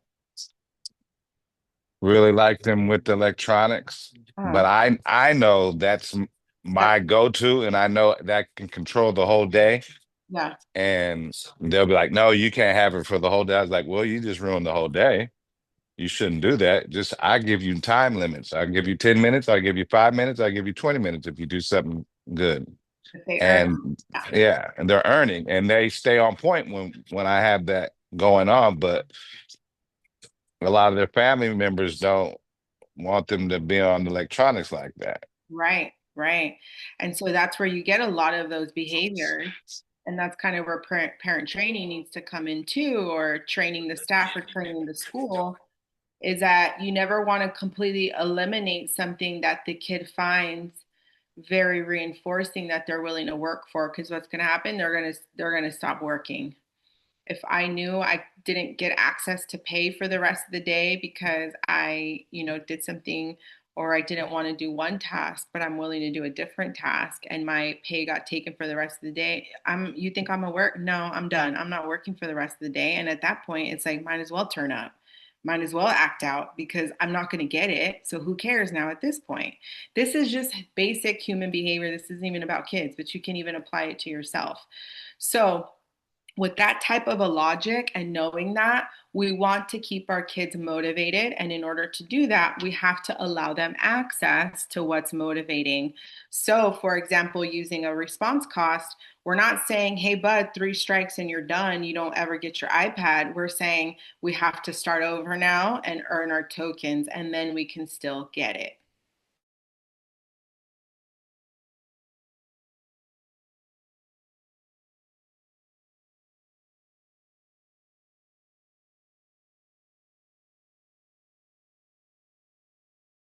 So that kind of works for them in understanding. And you guys will be shocked, for those of you who have implemented this, you guys will be shocked how quickly that behavior stops at the second X.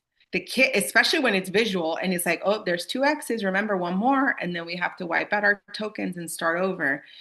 I have seen kids like transform after the second X because they know, oh, it's about to be gone and I have to work all over for this. And they see that second X and then oh, real quick, they stop. So, and then having it be visual is super powerful because they're able to see themselves.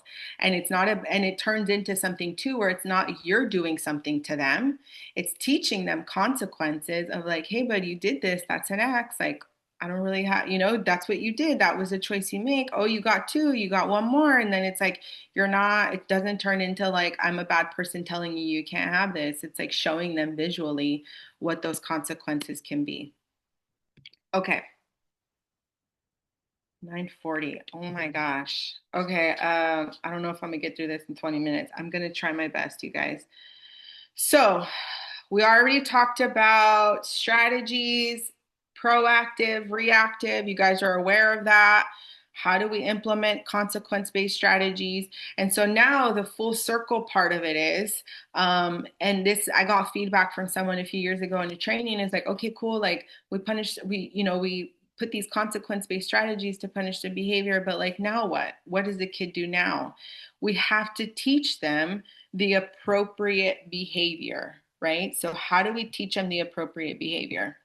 So we're going to we have to replace challenging behavior now with more functional behavior, better behavior.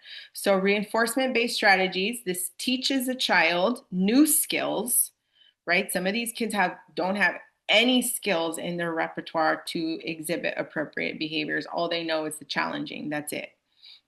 So we need to replace these challenging behaviors and provide more effective ways to get those needs met, right? We started off slide one, bam, why do behaviors happen? There's a need, there's a want, there's something that they're trying to get. And so they engage in these behaviors. So we're trying to teach them, you don't need to engage in these behaviors. There's a better way to get your needs met. So differential reinforcement of alternative behaviors. So this is simply when you're reinforcing a desired behavior. You're only reinforcing the desired behavior while extinguishing the inappropriate behavior. So what that means is you're ignoring the inappropriate behavior. You're not going to reinforce it. We're not going to give that any more attention. I'm only going to focus on all the positive behaviors you're doing, and I'm going to reinforce you for that. That's what this is. What that teaches the child is that, oh, every single time I do this, I get this. Every single time I do this, nothing happens. So what happens? This behavior starts to go down and this behavior starts to go up. That's literally how that happens. So you want to clarify, in order to do this, you want to clarify any inappropriate behaviors to the child, meaning, hey, bud, we don't need to yell out anymore. You just raise your hand and I will pick you right away. Or, hey, bud, you don't need to throw your pencil. You just need to tell me you don't want to do this, right? So now we're replacing it with words. So I kind of gave this example about a student shouts out in class. The teacher wants them to raise their hand. The student is only reinforced. So with this strategy, every single time that kid raises their hand, you want to reinforce it. You need to call on them, right?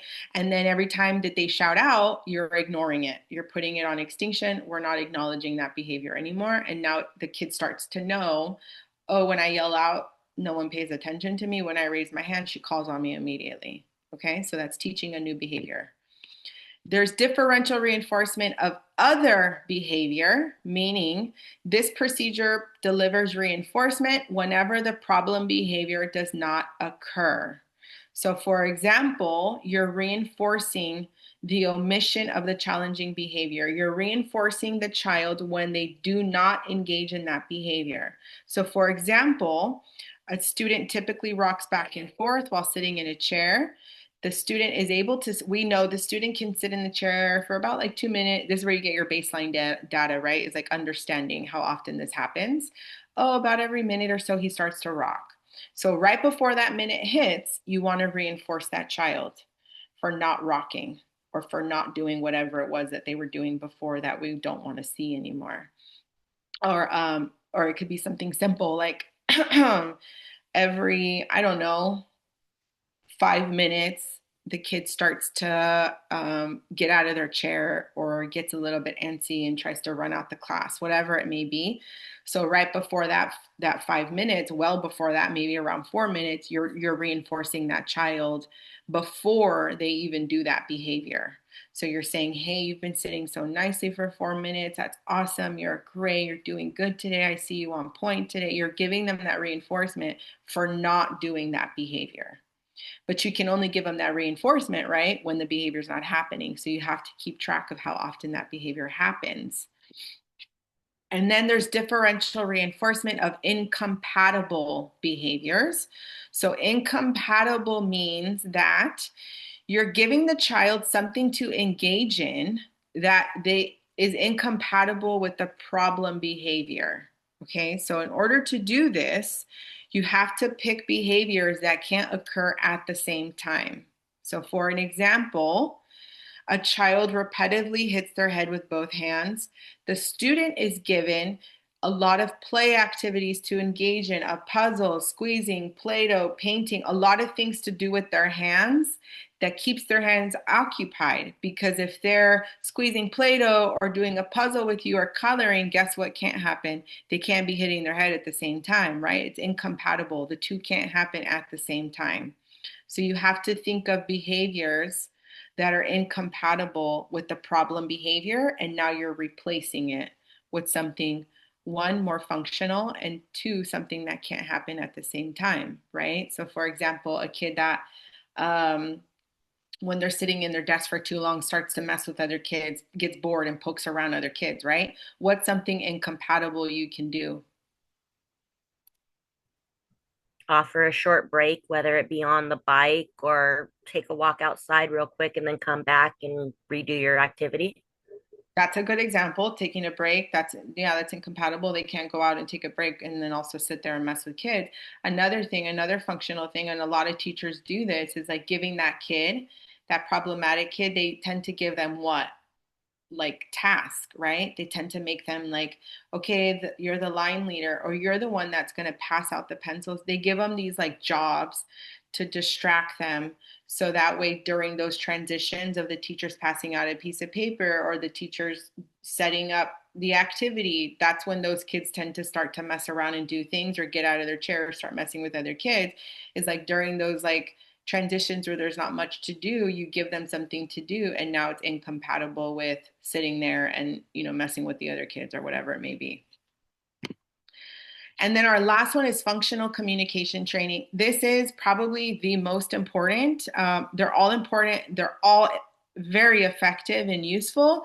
However, I obviously always promote functional communication because this is teaching the child, which a lot of our kids are challenged with communication and they're challenged with appropriate communication. This teaches kids how to communicate because a lot of times too those behaviors happen as a form of communication. I'm sure you guys have seen kids doing things and it's like, oh, they're doing that because they don't know how to communicate that well, or they have a deficit in communication. So teaching the appropriate forms, FCT is teaching the appropriate forms of communication to replace the challenging behavior.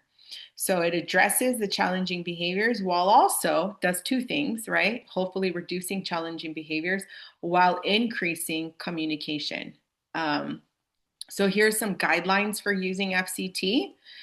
Again, number one, you have to know the function. If you don't know the function, you're going to tell the kid to ask for something that they don't even want. So why are they going to ask for it, right? So when we're teaching them functional communication, you have to be able to match it to the function. So if a kid is engaging in a behavior to escape the task, and we're telling the kid, hey, bud, you don't have to hit. You could just ask for more time. It's like, that doesn't match. That makes no sense. So why is the kid going to ask for more time when they're trying to escape, right? So you have to know the function so you can replace it with the appropriate communication. So identifying what that appropriate communication form is. Some of our kiddos that we work with are nonverbal, or, so it's like, how are you going to sit there and teach them to ask for a break if they're nonverbal? So you might use what's an appropriate form to replace that is like a visual, like a break card. So instead of trying to get up and run away, we teach the child, hey, just give me your break card, or slide the break card, or slide whatever, all done, or whatever. Sometimes it might be utilizing a visual if that's appropriate. So just because a kid is not verbal or not too verbal doesn't mean they can't use functional communication. We just have to find the appropriate form. We want to make it simple to perform. By simple to perform, I mean not too wordy.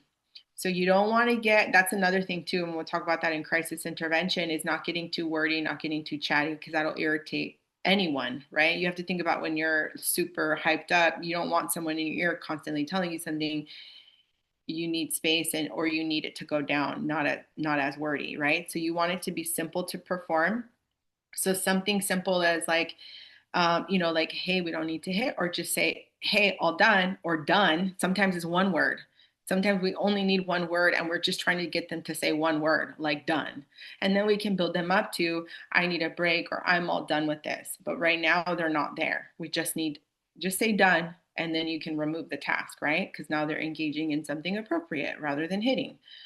And then you also want to teach these replacement behaviors, or you want to teach communication when the problem behavior happens, right? So obviously right then and there when it's happening, that's when you would teach them how to communicate instead of all the other maladaptive behaviors.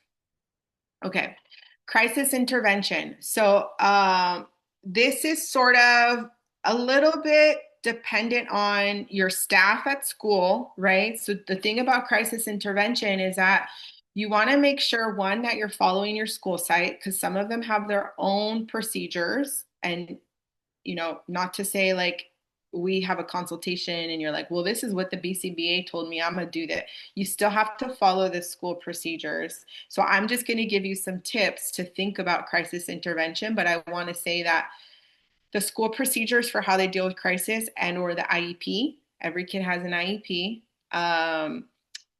You want to follow what's in the IEP for de-escalation or whatever the crisis might be happening. So like I said earlier, a typical intervention for safety in the classroom is to remove the kid out of the class, even though it's considered a timeout, and I don't recommend timeouts. Obviously, if that is the crisis plan at school, you need to follow that and remove the child for safety. So, all that to say is that whatever that school's procedures are and the procedures that they have in place for that kid, you need to follow that above anything else for crisis intervention. But there's some things to think about yourself too when you're kind of maybe even determining, is this a crisis? So you want to ask yourself, like, am I able to de-escalate this alone, or do I need to call staff? Do I need to get help from the other aide in the classroom? Do I need to get the teacher? Do I need to get the kids coordinator? Do I need to get the school psychologist? Whatever it may be. So that's something to kind of ask yourself. Don't be scared. Don't hesitate to ask for the extra support, because especially when you're dealing with self-injurious kids or aggressive kids or very low functioning kids, unpredictable kids where you don't know where it's going to happen, don't be scared to get the team and rally around that student to get the support you need in a crisis. So usually there's like I said earlier, a specific action plan for that kid. If they've had an FBA done and they have a behavior plan in their IEP, it's going to be all broken down in there. So you want to make sure you also have access to those things to know what to do to keep yourself safe, the other student safe, that student, everyone involved. So a basic crisis, this is basic, right? Not to say that this is what's going to happen every time, but a basic crisis plan will assess safety, right? So whether it be in the room where the student is or deciding to move them to another room before we start to do all our interventions, we need to remove them, maybe. Something to consider. That's just at a basic level, is always assessing safety. Engaging the student. So whenever you're engaging the student, you want to make sure, one, that you're validating them, even though sometimes the stuff they're doing is not valid whatsoever, but at least to de-escalate. We're talking about when they're already way up here, okay? To de-escalate, validating what they're communicating. If they are communicating anything, that's great. You want to validate them for communicating, or the emotions that they're using or saying or labeling, whatever. Sometimes they're not labeling emotions, they're showing it. So you might reflect that back to them, like, I see you really upset right now. I understand. I would be upset too if I didn't get to go play outside. I get it. But let's talk about how we're going to get out of this. That might be a tactic to help them de escalate. And then you want to offer options. So offering them things, not overly offering, but sometimes when they start to come down a little bit, and you'll get to know your students and you'll get to know how this works and doesn't work for some kids. And it might be trial and error. That's what a lot of this is trial and error. But you have to maybe try and help them engage or encourage coping. Not to say you're forcing it, not to say you're going to sit there and ask them every 30 seconds to engage in breathing. No, I'm not saying that. I'm saying that when you get at the right level with that student and they can engage in some kind of coping, you want to encourage them to cope. Once they can cope and come down even one notch, then you can start to talk and figure things out with them. You're not going to be able to figure a single thing out when anyone, not just a kid, but especially a kid is way up here and highly triggered. So those are just some things that's a very basic crisis plan. However, this will get more complicated and there'll be additional things to add in based off of that particular student. But for you yourself to remain calm and to remain at your level head, you always want to use a calm, flat affect, flat tone. As soon as you start to go up or your energy starts to change, it'll affect the student. So for you, you have to make sure you're cool, you're calm, it's flat. There's no up and downs. I'm not going to raise my voice. I'm not going to lower my voice. I'm just going to talk to you right here. That's where it needs to stay. So these are just some guidelines for when you do find yourself in a crisis and you're intervening with the student. You always want to also remind the student that this kind of goes to like offering them options, is like reminding them that they have choices, reminding them that we can solve this problem. Like, it doesn't need to go here. We're already here. Okay, that's fine. Let's take a deep breath and then we'll talk about how we're going to get out of this. We can, there's ways to kind of engage them in that. But you don't want to be like too wordy, but every now and then you want to remind them like there's a choice. Are they ready to make that choice to stop and we'll do this, or to continue? That'll be their choice too, right? Um, we were going to do breakout rooms. We have absolutely no time for breakout rooms, so we're going to skip over that. Josh, can you let me know, since it is already 10, how much I can go over? Go ahead because we started a few minutes late. Okay. Take a little more time as you need so we can make sure it's completed. Okay. So the last portion that we have here is data collection, and then we're done. Okay. So maybe like 5 minutes if I can. Um, yeah, so there's no time for breakout rooms, but it's okay because we've been kind of interacting and participating throughout. So we're going to talk lastly, this is the last thing on our agenda, is about data collection systems. So by data collection systems, this is how we take data in ABA. This is how we take data as behaviorists, is everything is based off of data. So if you don't have data, if you can't back up what we're saying we're changing in the behavior with data, then it's kind of not valid. So like I said, at school sites, I know it varies a little bit in terms of your requirements of how much data, how often, blah, blah, blah. That'll be determined on that child's IEP and what's going on with that team. I'm just going to teach you all the ways to take data, but how you take data or when or how, whatever, that might vary, right? In homes, for those of you that are working in homes or want to be working in homes, it is absolutely required to take data. We don't really have a choice. You have to take data. So, depending on which setting you're in, but there's different ways. So we're going to talk about each now. So we have opportunity-based data. All that means is that every single time you're giving that child an instruction to complete or a demand, you're taking data on that sort of response. So, for example, this is collected when a student is given an instruction, like I said, and it's collected as trials. So, each trial is an opportunity for the student to respond correct or incorrect. I haven't really seen this too much. In the school settings, but you might take this type of data if you're recording or taking data on how long a student can attend to a task. Sometimes in their IEPs, there's goals like that. Sometimes in their IEPs, there's goals of engaging the kid in a coping skill, right? So every time there's an opportunity, you tell the kid, let's do a coping skill. If the kid does it, great, that's a correct response. If the kid doesn't do it, then that's considered an X, that's an incorrect response. In the home setting, this is the primary way you're taking data, because in the home setting, we have goals and you're responsible as a therapist to execute all those goals. So you're the one teaching the kid all the skills and you're taking data on those skills.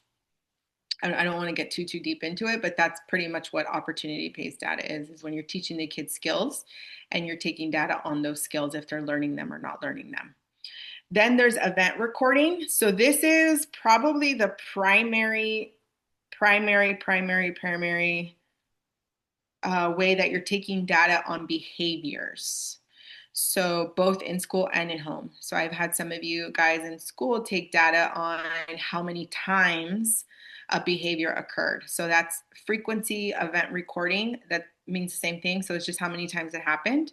The frequency, which you guys already know what that means. Each time the behavior happens, you just do like a tally mark. So those of you that have worked with me or are now working with Patricia in the homes, we have you take this type of data to show us at the end of your session or at the end of your school day, how many times did that kid hit? 10 times. How many times did that kid throw an item? 20 times. How many times did that kid try to run out of the classroom? 5 times. It's just telling how many times something happened for that day. So that's what event recording is. Then there's duration. You guys, that's pretty straightforward, right? Duration. So that's how long something occurred for. So you would record this by, as soon as that behavior happens, bam, there's a timer. We're going to know how long this is occurring for. You start the timer when it happens, and then you turn off the timer when the behavior stops. So this is a way to tell us, okay, the tantrum today was 20 minutes. Yesterday was an hour. The next day it's 5 minutes, whatever it may be. That's just data to tell us how long something is happening for. And then there's latency. So latency tells us from the time an instruction is delivered until the individual performs the behavior. You guys won't ever probably need to take data in a way of latency because it's not really relevant for what you guys are doing in your setting, but it is important just to know. You have to know as a part of the training is how you would take data with latency is like say for this is used for kiddos that like have a really hard time starting things. So it's like where you have to tell them like, okay, let's take out your book and start reading. And then they'll do it, but it takes them like 10 minutes to get there. Our focus might be not that they're not complying with taking out their book. Our focus might be they need to do it quicker. And so we start to take data on latency so that they can perform it quicker.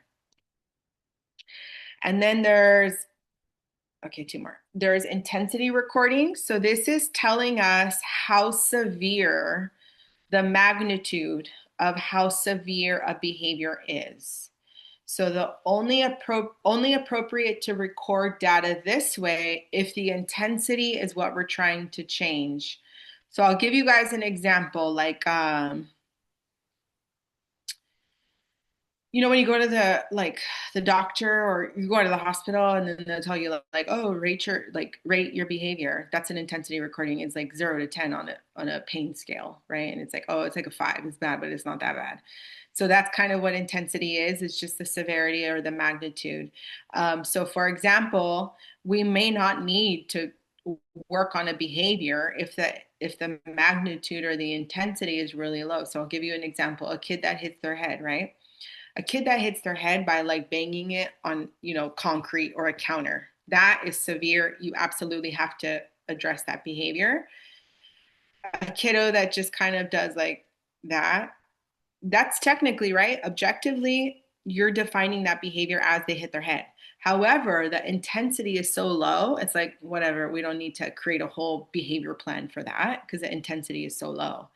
So you use intensity to kind of determine how you're going to intervene on a behavior, or if you even need to intervene on a behavior, or if you're just trying to slightly change a behavior. So for example, how loud they're talking. So say, for example, we're trying to teach a kid, hey, when we're in the classroom versus when we're out in the yard, this is how we talk, right? So you might want to create a rating for them of like 1 is whispering, 2 is average, 3 is yelling. And so you can have them identify like, hey, where do you think you're at? Do you think you're whispering, average, or you're yelling? And then the kid starts to learn and become aware of how loud they're speaking. So I don't think you guys will be using this form of data collection or to collect data on any kids. However, now you know how to do it. And then there's interval recording. Sorry, I need my charger. Um, so the last one is interval recording. So this is when you're choosing an interval of time. It's usually duration, right? So time. And you're taking intervals to record behavior. So it means that you're not watching the behavior the whole entire day. So this is kind of for like some of you aides that are like, if you're one-on-one with a kid, you're there all day with that kid, 24/7. Like that's your kid, you're there with them. If you're an aide that kind of like goes, I know some of you guys like go around to different classrooms, or you only work with that kid when they go to like period 1, 2, 3, and then the rest of the day you're with a different kid or you're gone at a different site. So that's considered interval recording. So during those intervals or during those periods of class, or you might hop around to different classes and one day you're in this class, the next day you're in this class. So those are considered kind of intervals where you're only taking data certain times of the day or certain intervals of time. And so during those intervals, you're going to record whether or not that behavior happened or didn't happen. So whole, partial, and momentary. Whole means that the behavior occurred, but only if it occurred for that entire interval, you would mark the behavior as occurring. Partial means that at any point during that 45-minute class period, they started to, engage in aggression, engage in whatever it may be. At any time during the interval it occurred, you would mark the behavior. Doesn't have to be for the whole time that they were hitting their head, just at any point during the interval they hit their head. And then momentary time sampling just means that you have that 45-minute period, but you're not able to watch the kid the whole time. So maybe around 5 minutes, you check to see if the kid is engaging in the behavior. They are, you mark it. They aren't, okay, cool. And then you go and you work with the other kid, blah, blah, blah, blah. And then 10 minutes later, you're checking on the kid and you're like, are they engaging in that behavior? Yes or no? You mark the behavior. If it did occur, if it didn't occur, you don't mark it. And then you kind of check in on them at any moment during the interval, right? So the first two require whole and partial, require you to be with that kid the entire interval. Momentary time sampling means I'm just kind of checking in on this kid here and there to see if this behavior occurred. All right. So those are our different data collection systems. That's how we collect data, different ways, right? I just described 5 or 6 different ways to collect data. How you collect data or which system you use, that is dependent on how the kids' goals are set up, what the BCBA says, what the school says. So I can't really give you guidance on that per se, but now you guys are familiar with a variety of different ways to record data. Any time is it? Oh, 10:08. Great timing. I know the last part was a little bit fast, you guys. But any questions?